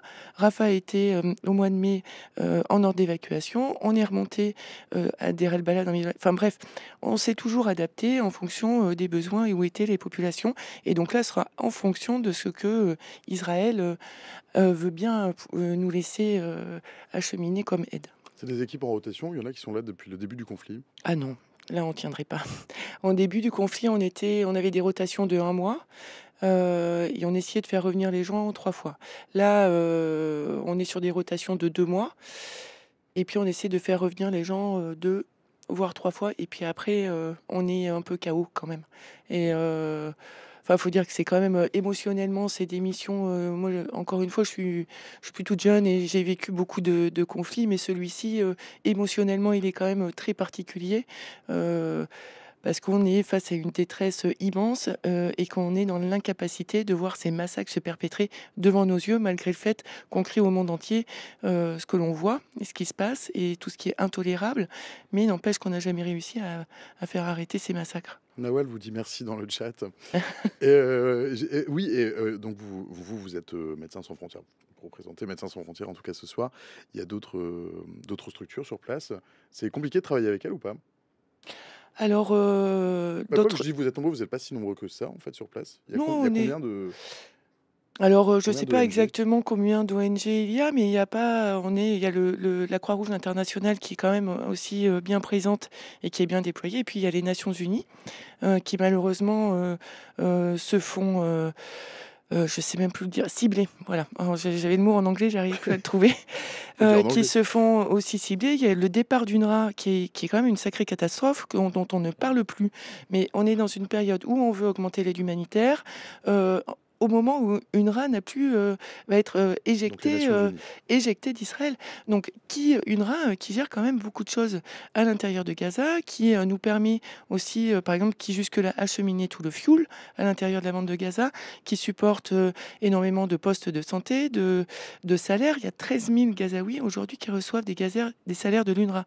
Donc 13 000 personnes qui, du jour au lendemain, vont perdre leur emploi, leur économie et vont encore plus tomber dans la misère. Donc voilà, donc après comment on travaille ensemble, on a des réunions de coordination 3 fois par semaine, toutes les agences des Nations Unies et les ONG présentes sur place, et on essaie de se coordonner sur des nouveaux besoins, des mouvements de population. Quelque chose aussi qui ressort jamais dans les médias, c'est qu'en fait, il y a des ordres d'évacuation qui sont perpétuels à Gaza. Et en fait, tous les mois, il y a entre 100 000, et on a eu le pic à presque 1 million de personnes qui est parti de Rafah au mois de mai, mais il n'empêche que toutes les semaines, il y a des ordres d'évacuation et des gens qui sont encore obligés de se déplacer. Donc ça, on en parle très peu. On parle aussi très peu de tous ces gens disparus. Ils n'apparaissent jamais dans les données, dans les médias. On est, je pense, à plus de 15 000 personnes au moins qui sont sous les décombres et que personne ne recherche. Et on parle aussi très peu des prisonniers qui sont faits à l'intérieur de la bande de Gaza par l'armée israélienne, et notamment du personnel médical qui est quasiment systématiquement arrêté quand l'armée israélienne atteint un hôpital physiquement. Donc ça, je le tenais aussi, c'est important pour nous de rappeler ça. C'est vrai qu'on n'en parle pas beaucoup. Signalons aussi le fait que les journalistes sont interdits d'accès toujours sur la bande de Gaza par Israël, que on a des témoignages très, très recoupés sur le sujet. Les Israéliens l'armée israélienne a reçu l'ordre de cibler tout ce qui pouvait organiser, accompagner, protéger les convois à l'intérieur du nord de Gaza. Donc on est dans un chaos, je dirais, organisé, paradoxalement. Et par conséquent, il ne faut pas attendre de ce cessez-le-feu que la situation puisse se rétablir du jour au lendemain. Parce que là, en fait, on va avoir un immense vide. Outre le fait qu'il y aura des violations au cessez-le-feu, des deux côtés, je n'en doute absolument pas. Ça, c'est assez classique dans un cessez-le-feu. Mais surtout, encore une fois, après cette guerre, en réalité, ce qui reste sur place, c'est un immense chaos. Et la gestion de ce chaos va nécessiter des efforts, une patience et puis une capacité à soigner les malheurs des gens qui ne vont pas comprendre que la guerre se soit arrêtée, mais qu'on n'arrive pas à rétablir une vie normale. C'est-à-dire que là, on est à des années-lumière de pouvoir revenir à une vie que je vais qualifier de correcte sur la bande de Gaza. J'ai une question à vous, madame. Quelles sont les capacités restantes médicales, hospitalières dans la bande de Gaza? Est-ce que vous avez une idée? Ah oui, oui, l'idée est très claire, hein, donc il reste très peu d'hôpitaux du ministère de la Santé aujourd'hui, soit accessibles parce qu'il y a beaucoup de zones qui ne sont plus accessibles, hein. Les gens s'entassent dans cette soi-disant zone humanitaire qui est bombardée quasiment de façon quotidienne aujourd'hui. Donc il reste quelques hôpitaux debout. Dans le sud, c'est très simple, il en reste 3. Et au nord du Netzarim Corridor, il reste quelques hôpitaux privés qui ne sont pas gratuits, et les plus grands hôpitaux, l'hôpital de Shifa a été complètement, quasiment rasé de la carte. Donc là, ils sont en train de le reconstruire petit à petit, mais ça reste minime. Donc on est en manque de lits, on est en manque de médicaments parce que acheminer des médicaments, ça reste compliqué. Et puis on a grand nombre de patients que l'on ne peut pas traiter sur place. C'est-à-dire qu'on fait de la médecine basique, de la chirurgie de guerre basique, mais quand ça devient compliqué, on n'y arrive pas, on n'a pas les moyens. Je parle de personnes qui ont perdu des grandes parties, par exemple, lors de bombardements, qui nécessitent j'arrive plus à parler, des greffes, par exemple, des greffes d'os parce que les pertes osseuses sont beaucoup trop grandes. Des gens qui ont été brûlés et qui ont besoin de chirurgie plastique. Tous ces gens qui ont des cancers, qui n'ont plus accès au traitement. Des gamins qui ont besoin de chirurgie cardiaque. Des traitements de maladies chroniques dont les gens n'ont plus accès. Donc l'état de santé en général de la population de Gaza se dégrade de jour en jour. Tout ça dans un contexte où l'accès à la nourriture est aussi extrêmement limité depuis des mois et des mois et des mois. Et moi, pendant ma période de 2 mois à Gaza, j'ai vu les gens maigrir quand même. Donc tout ça, évidemment, dans des conditions aussi de vie qui sont extrêmes. Ils vivent sous des tentes ou des bouts de plastique qu'ils ont reçus au début de la guerre, qui prennent l'eau aujourd'hui. On est dans la période hivernale, il pleut tous les jours, il a grêlé le 31 décembre. Donc les gens ne sont pas prêts non plus à affronter l'hiver aujourd'hui. Il y a une question de Kyle dans le chat, mais je ne sais pas de quoi il parle, qui dit tiens, je me posais la question, est-ce qu'on a toujours le bateau hôpital qui mouille proche de Gaza? Mais je ne vois pas. Ça, c'était le gouvernement français et ça a été un fiasco. Complet. Voilà. Il y a eu, Soyons clairs. il y a eu plusieurs Merci Karine tentatives pour ta question. d'apporter une forme d'aide humanitaire externe sur Gaza. On se souvient qu'il y a eu des livraisons par air. Mais en fait, pardon, je vais parler chiffres.